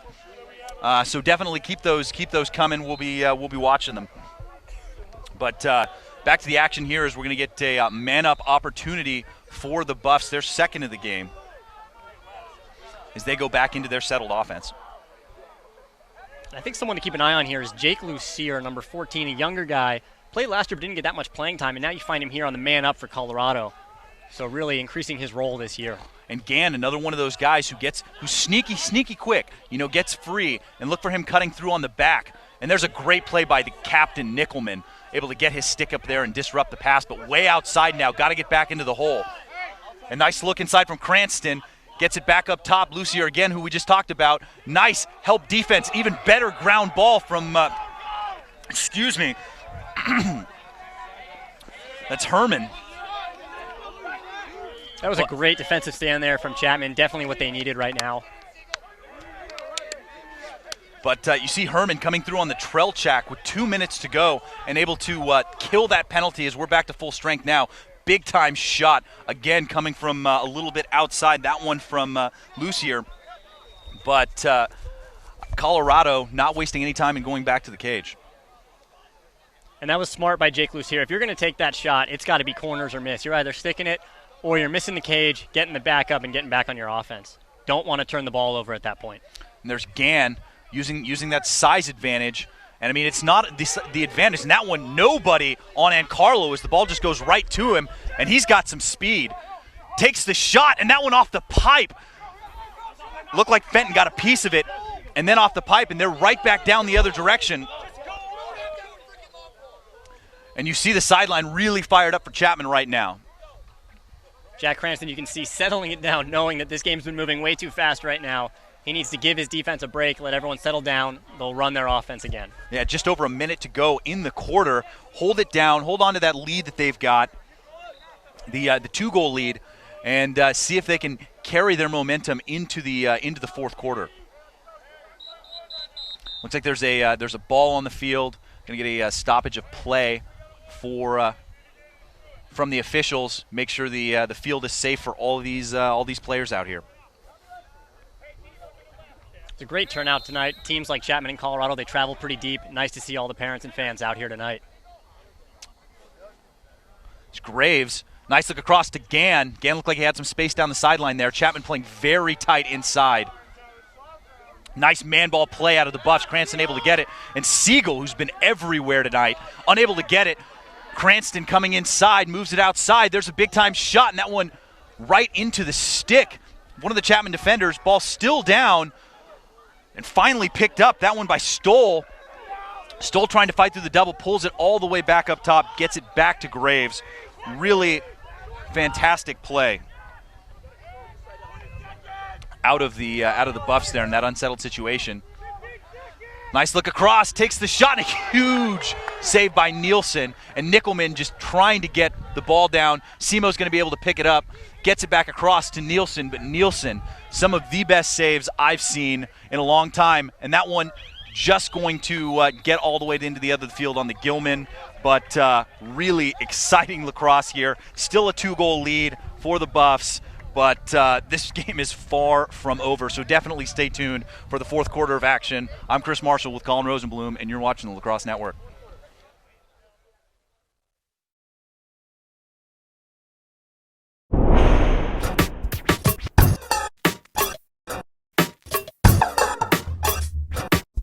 Welcome to Total Lacrosse. I'm Anthony Kelly, Team STX member and member of the Ohio Machine. Here today to talk to you about the STX X10. The X10U is the next generation Excalibur and is compliant under NCAA and NFHS rules. This head is very popular among defensemen and long stick middies. The X10U comes with the signature STX trestle design, which provides extra strength and stiffness while keeping the head weight very light. There are also multiple stringing holes for easier stringing. To purchase your STX X10 and other great STX products, please visit totallacrosse.com. Thanks for watching.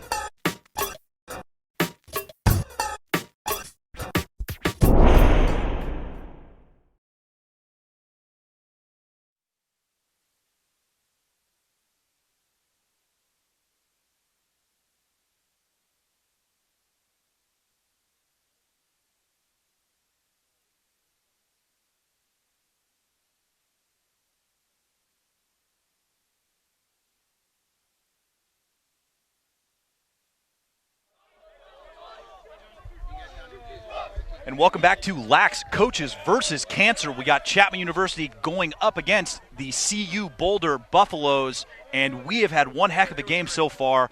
Back and forth, both teams taking the lead and then relinquishing it to really solid offensive play. And I don't think you can really ask for more, Colin. You really can't. It's been an amazing game so far, an amazing weekend. I want to remind everyone that the game tonight is being brought to you by Total Lacrosse. Make sure to visit www.totallacrosse.com. Not only are they bringing you all of the games this weekend, but also the SLC Game of the Week presented by Total Lacrosse all throughout the spring.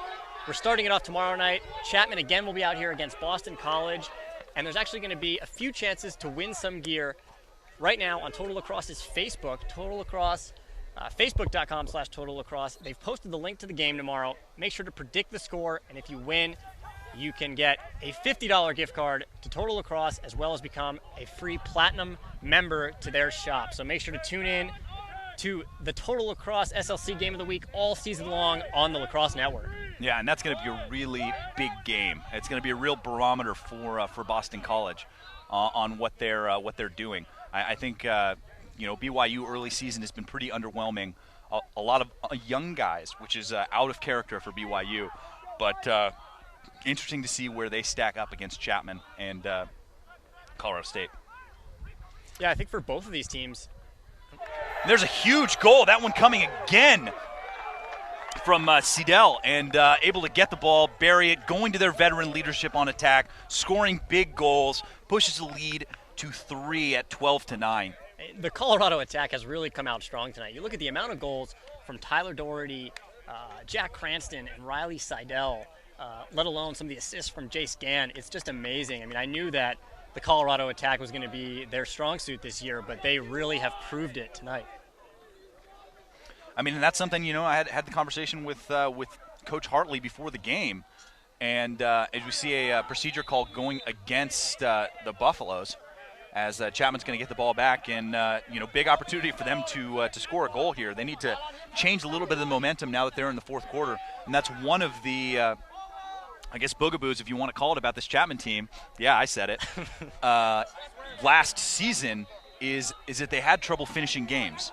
And this is an opportunity for them to break the mold a little bit from a season ago after losing a couple late heartbreakers to some big squads. Absolutely. And you can see, though, that this is a different Chapman team than last year. They're older. They're a little bit more composed. I think we're going to see some really good things out of Chapman this season. There's Giannotti. Nice roll back. Aparezzi gets it to Rafter. Rafter takes the shot. And that one running into the bamboo force a little bit, slowed it down, but it's going to stay with Chapman. Also have to give a shout-out to Jeff Siegel, who's tuning in. Thanks for your tweets. Glad you're enjoying the game. Big go Chapman from Jeff Siegel. That was a good opportunity, though, you saw there from Chapman. They were able to draw the slide and move it twice really quickly, get the open shot. Just weren't able to hit the cage there. Yeah, and the thing about that too is that CU has been playing so tight, and that's really been helping their help defense on the slide. Aparezzi trying to get the shot off, can't quite get it, and a more great defense. But it's that second slide where they're able to get that guy over to where Rafter was and get their sticks up. So really, really solid help defense. And a ball coming in. This one on a shot actually coming from the lower field. So pretty impressive. It's about 60 yards down the other end. It's a Colorado State shot, I guess, right there. Going the distance. But ball staying with Chapman here in the fourth quarter.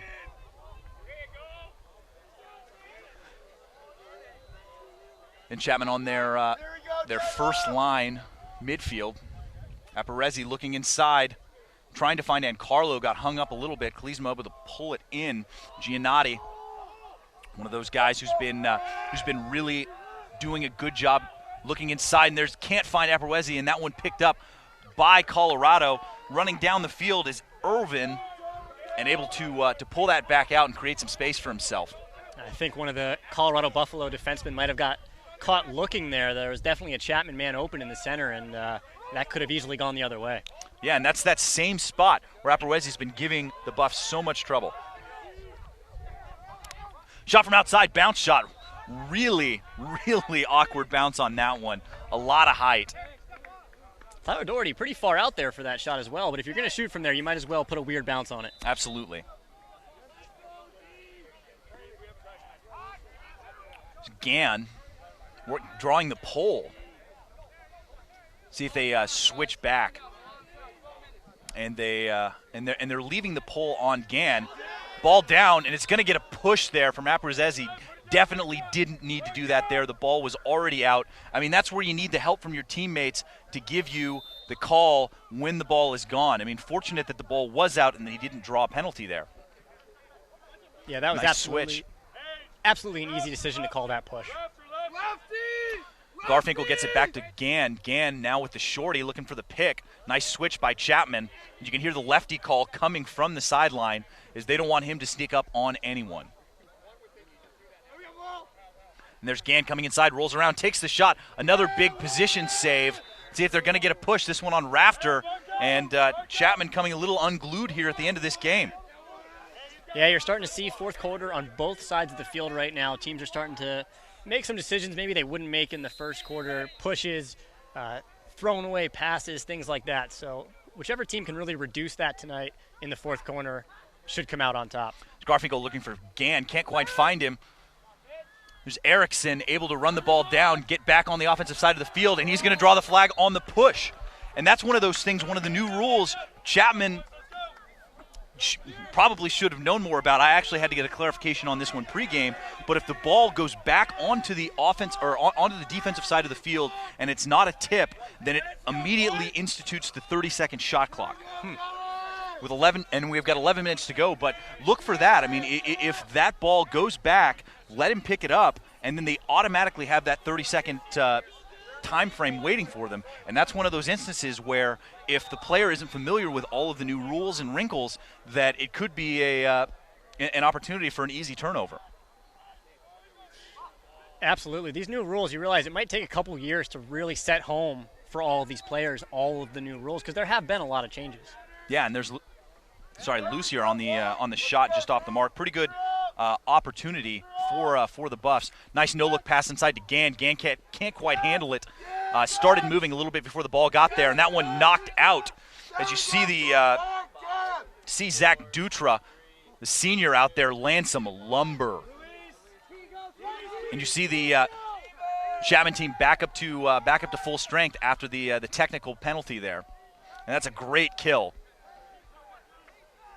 Seidel looking on the ISO, working on Gadursky. Takes the shot and buries it. What a rip.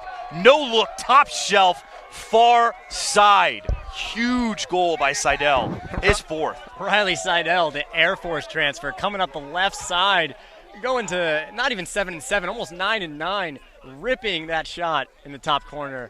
You know the Buff sideline is fired up after that. And that's 10-15 left in the game.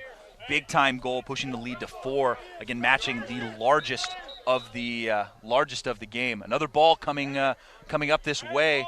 You know, it looks like those ones might be coming from the BYU warm-ups behind us. Either way, a couple of those balls sneaking onto the field. Another win by Salami, wins it forward, wants to take the shot, and he does. That's 5-6 shots for him, and that one actually goes over the fence. It's a pretty aggressive park job down there if you're going behind the goals. Yeah. Not a whole lot of fence between you and the balls coming there. But Buffalo's doing a great job of controlling the game right now. Chapman has got to get the ball back on their offensive side of the field. And there's Seidel coming around the corner again, nearly finishes another goal, loses his footing and doesn't get a whole lot on that one. And that was a good job by Chapman to really apply some pressure as Riley Seidel comes around the corner. He's been doing it all game. It's about time for them to lock down and really push him. There's Stoll working from up top, working on Simo. Draws the quick double. Simo retreats, gets the ball back up top. There's Molnar.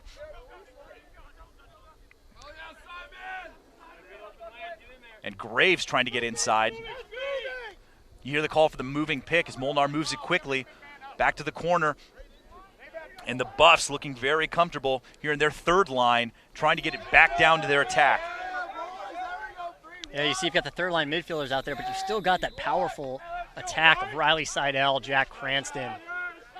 And that ball able to get by. Great help defense coming around the corner, able to keep that ball out. Ball still down. No one can seem to find it.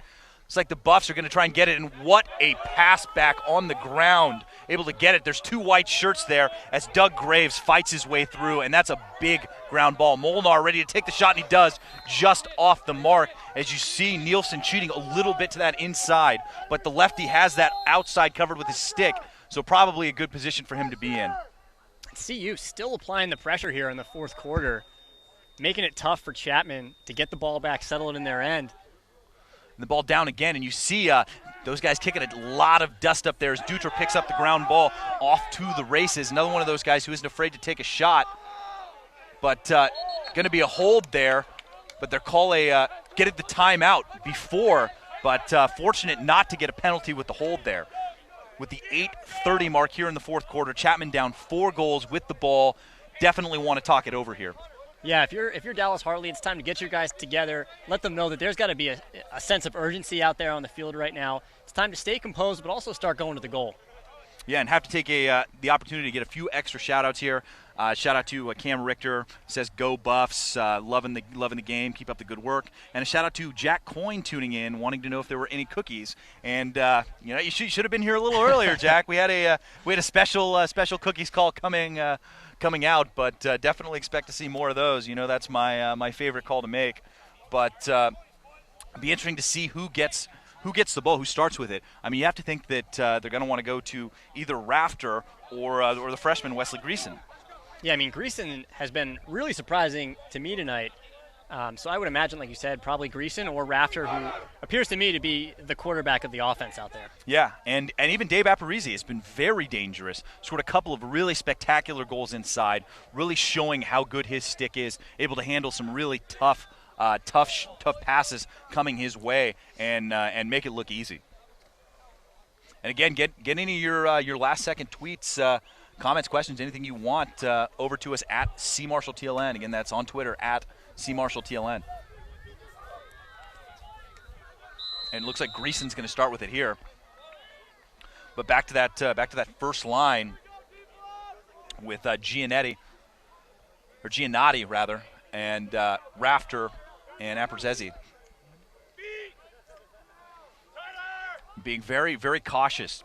Want to get the ball around once, make sure they get their sea legs out there, make sure there's no kind of jitters here in this fourth quarter. Again, we talked about Chapman over the last 2 seasons, really having some trouble putting together solid performances in the fourth quarter after playing very well for 3.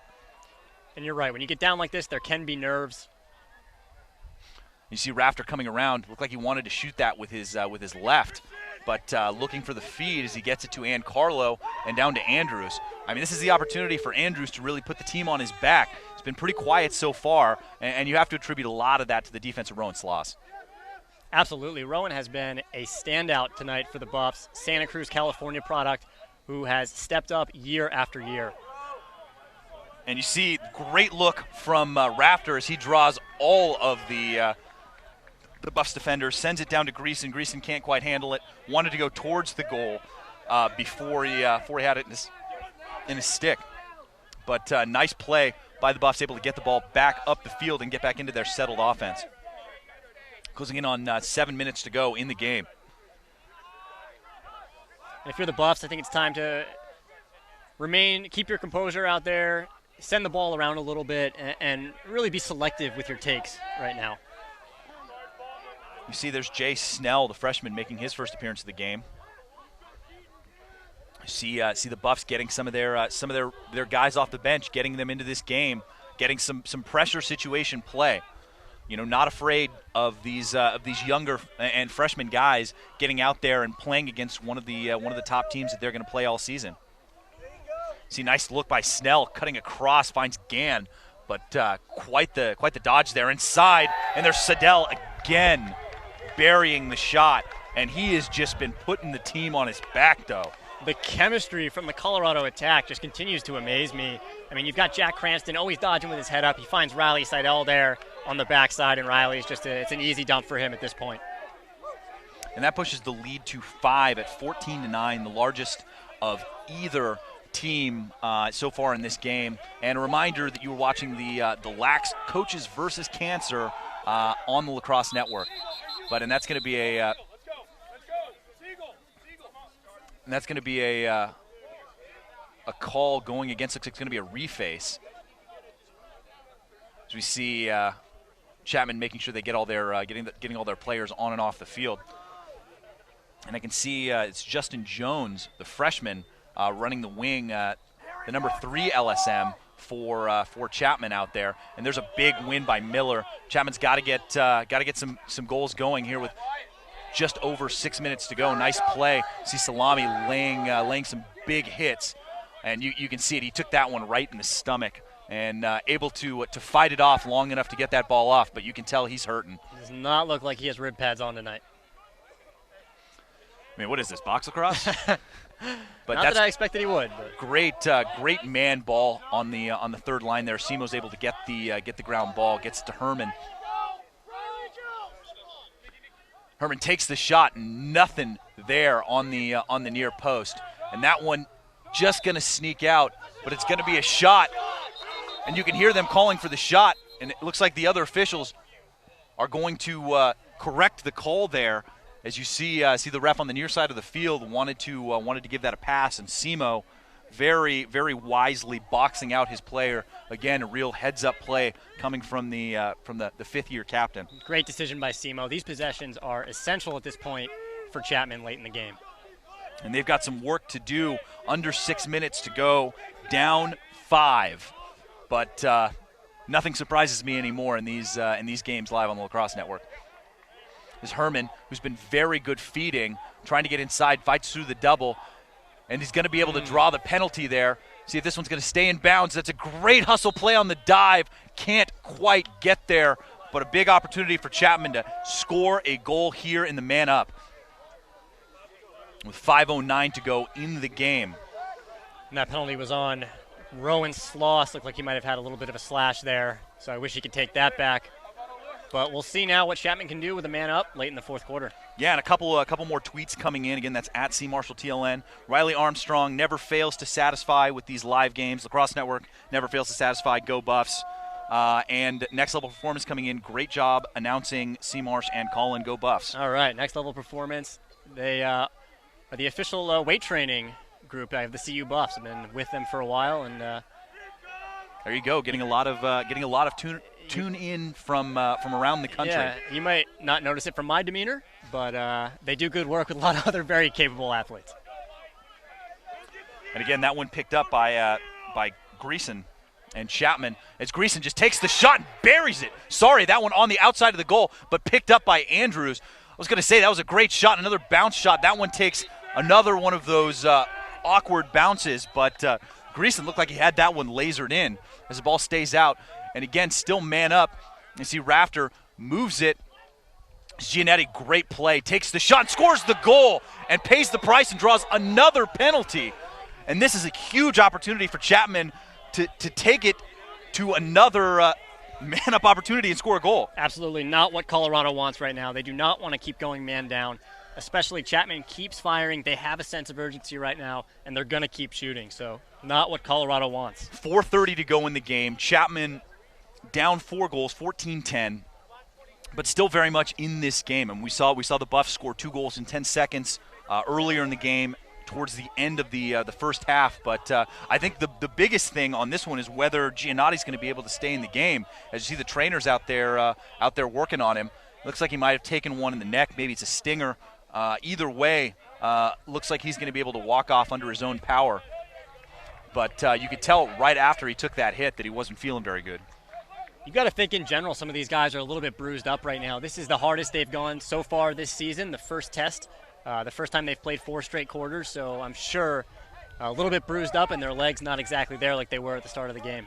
And another one of the changes on the face-off is in the man-down face-off, you used to be able to bring an attackman up, and that's no longer the case. So it's a real-life man-up face-off for Chapman, and that's a big mistake for Chapman, getting the procedure call on that one and losing the opportunity to go back on their offensive side of the field with a man-up. And see Salami with it, and he's not afraid to take that one inside. Siegel playing on him with the pole. Got to start laying some checks on him, try and get that ball out of his stick. Very capable stick handler. Yeah, Clark Salami moving like an attackman out there. Seriously, I have to think you're going to see him with that one-armed cradle. It's Erickson. Again, Buff's doing a really good job of staying way outside as Siegel fights through that pick. And you see they want the double on that one. Siegel running sideline to sideline on this one, getting a lot of time. And nobody in the goal as Erickson runs around the corner and takes the shot. And that's a big goal for the Buffs, and probably not what Chapman was trying to do with just under 3.5 minutes to go in this game. And this is the exact same thing we saw happen in the BYU game, where it looked like maybe the team had opted, or BYU in that case had opted to pull their goalie a little too soon. I mean, I know they're down 4 goals and it's pretty late, under 4 minutes, but you can't give up goals like that. Yeah, well, you can tell here, Chapman, they're doubling early, they're overextending themselves, which they have to do right now. They have to pressure, they have to get the ball back, and Mitch Erickson there just able to, capitalize on that aggressiveness and get around the goal and put the ball in the net. And back into the game is Giannotti. Nice to see him back out there after leaving with the injury. Nice look across, and it takes one in the helmet, and that's definitely going to draw a flag, maybe 2. I think every ref just threw their flag there. And you said that one really high, knocking the helmet off of Van Carlo, and some chippy play late from both of these teams. Yeah, you can hear defensive coach Marty Taffet on the sidelines just telling his guys to relax right now. This is not the time to get worked up and start getting loose with your checks. Absolutely, and I mean, you have to think that these teams will probably see each other again. Absolutely, Chris. These teams, they know each other well, and would not be surprised if they see each other come May. Yeah, and this is an opportunity. I know missed this earlier, but Chapman holds the lead in the series at 3-2 in the last 5. So. With an opportunity to tie the series up after winning the last installment after having lost 3 in a row to Chapman. And Chapman now 4 on 6 as they are 2 men up on the penalties there. Chris, and I wonder, last season Chapman flew to Boulder and played there in Colorado. Colorado came out on top. You wonder if this year Chapman would have preferred to just play at Ernie Chapman Stadium where they're comfortable. What a shot by Rafter, way outside, just lasered that one in there. Unbelievable. I mean, he's out there by himself. You have to think that that Fenton had a line on it, and that thing I nearly lifted the goal right off the ground. I mean, A.J. Rafter, he's got that in his arsenal, and it may be a little bit late, but it's great to see him come out and do what he can do. And the lead is 4 with just under 3 minutes to go in the game. And Chapman, clinging to life here in this game after that goal. Still a man up. Huge face-off win by Salami. Ball out. Unfortunate bounce for Chapman as it goes right into the stick of Kristen Wilson. And looks like they're going to be able to at least try and run this out. I know Clark Salami was a little bit of a surprise for the Buffs last year when they started him. And then Nielsen way out of the cage here. You see him all the way up top as they going for the double. Nickelman gets it, and then ball up. You see it come across. I mean, you think Nielsen might want to get back into the cage here. It looks like Siegel's going to try and hop in there, but opting to shut off. Interesting play call. Goes over the head. Can't get it away and back up top as you see Nielsen finally back into the cage as they're able to get the ball to Doherty. But Nielsen shutting off Doherty with 2:30 to go in the game. And again, with the rule change, you're no longer required to keep it in the and that's nice over the head check. I don't know how that stayed in his stick. Nice help check coming from Nickelman, but so we're going to get a timeout, Colorado, but fantastic kill on the penalty there. Yep, great timeout from the Buffs. And Chris, you're right. This is exactly what was happening last night in the BC-BYU game. You've got the goalie out of the net, really overextending himself. I mean, Nielsen almost at the midfield line, finding himself having to get back in the goal there. So this is just a tough time in the game for Chapman. They have to make certain decisions they normally wouldn't do to get the ball back. Absolutely, and that's kind of the position they're in now. They're down 4 goals, 2 minutes to go in the game. You have to make something special happen. You'd have to think that, in that opportunity when they're a man up, it gives them the chance to double two guys and move that double a little faster. But maybe I'm unconventional, but I have to think that you put your 2 best guys on the ball and shut everyone off. And see what you can make happen. Put some speedsters out there. You're coming in off a timeout, and take a shot. But any way you slice it, you can't take enough away from how well Colorado was playing. No, absolutely. I mean, they must be very happy right now, not only with how their offense has played. The offense has come out very strong, but that's what they were expected to do. The surprise, to me, has been the defense. I mean, a lot of young guys, even some injuries on the defensive end. And to come out here with these young guys, a new goalie who's been sitting behind Brad McNee for the past 3 years, to have him come out and play like he's played tonight, they must be very happy. Well, and the thing, too, I think the biggest surprise for me is not is the Chapman defense. And the ball down, picked up by Herman, and they're off to the races. I was going to see a call coming back as they get the not sure what the call was there, maybe an offside, but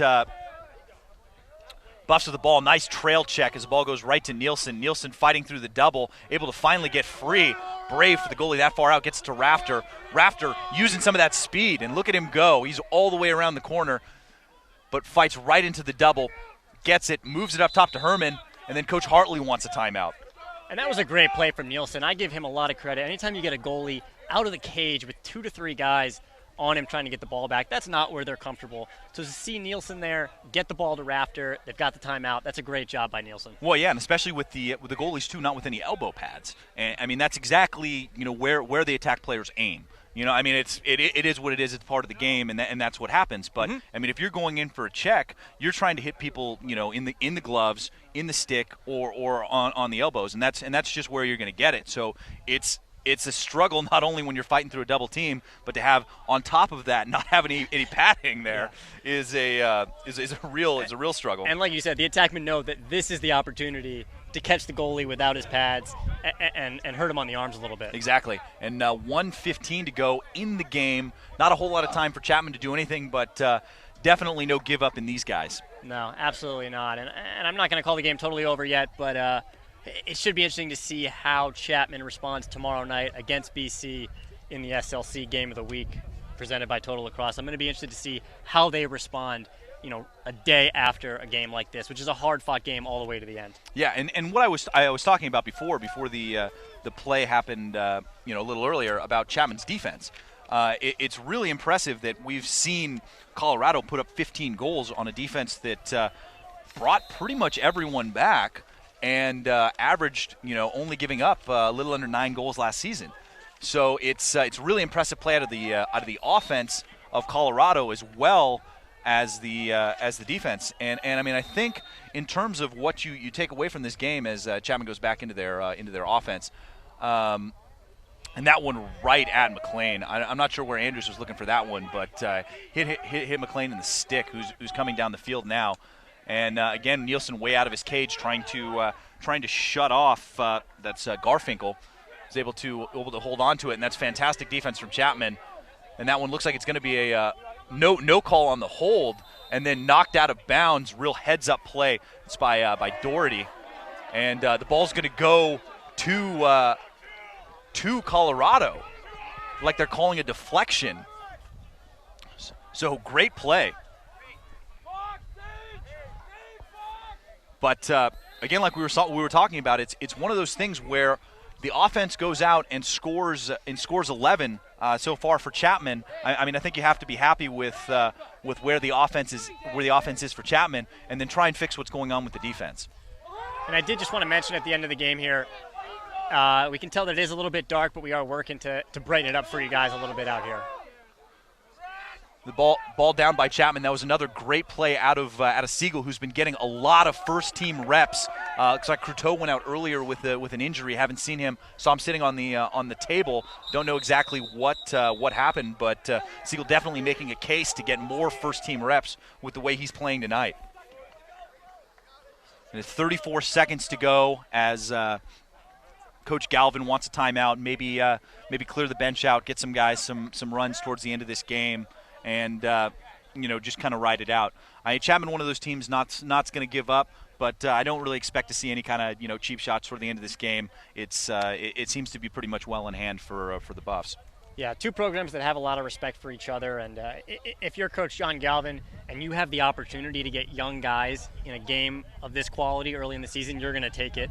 Get those guys some reps, get them some experience that they might need later on in the season come tournament time. Yeah, I mean, you see a kid like Jay Snell come out and take two reps, 2 runs, and able to go out there and make a great pass and do a really nice split dodge. And, it gives you an opportunity to see how those players are handling the pressure. Yep. And it's going to be fun to watch both of these teams throughout the season. And like I said earlier, I suspect it won't be the first or the last time these teams meet this year. Absolutely not.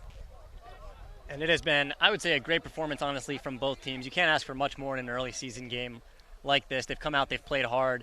They both are showing a lot of talent on both sides of the ball, offensively and especially at the goalie position. I mean, Mitch Fenton, Nielsen for Chapman, just amazing displays today. Yeah, and still opting to shut off Doherty with Nielsen. Nielsen very athletic for a goalie.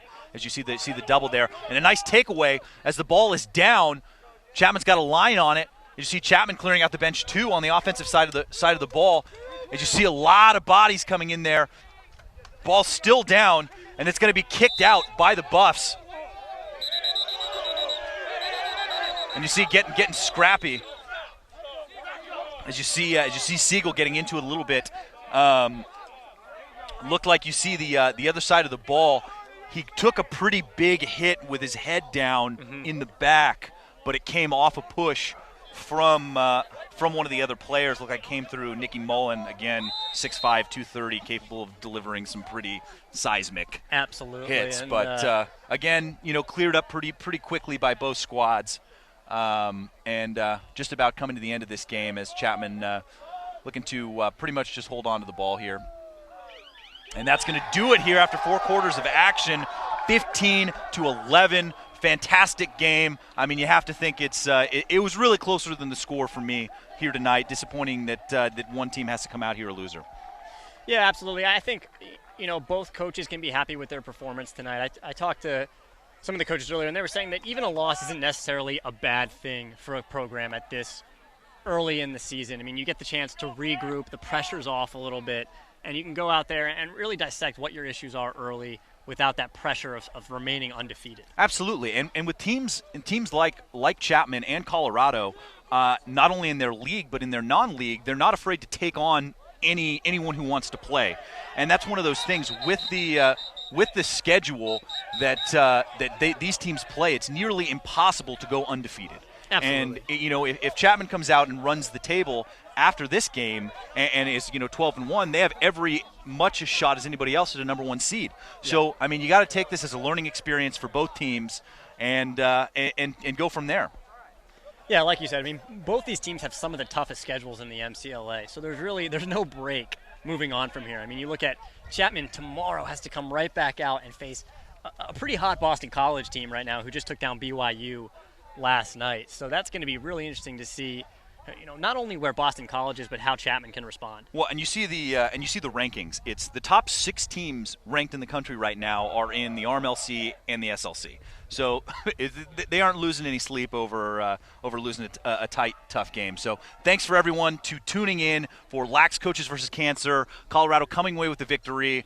Thanks to Colin Rosenblum for joining me on the call. I'm Chris Marshall, and as always, stay laxy.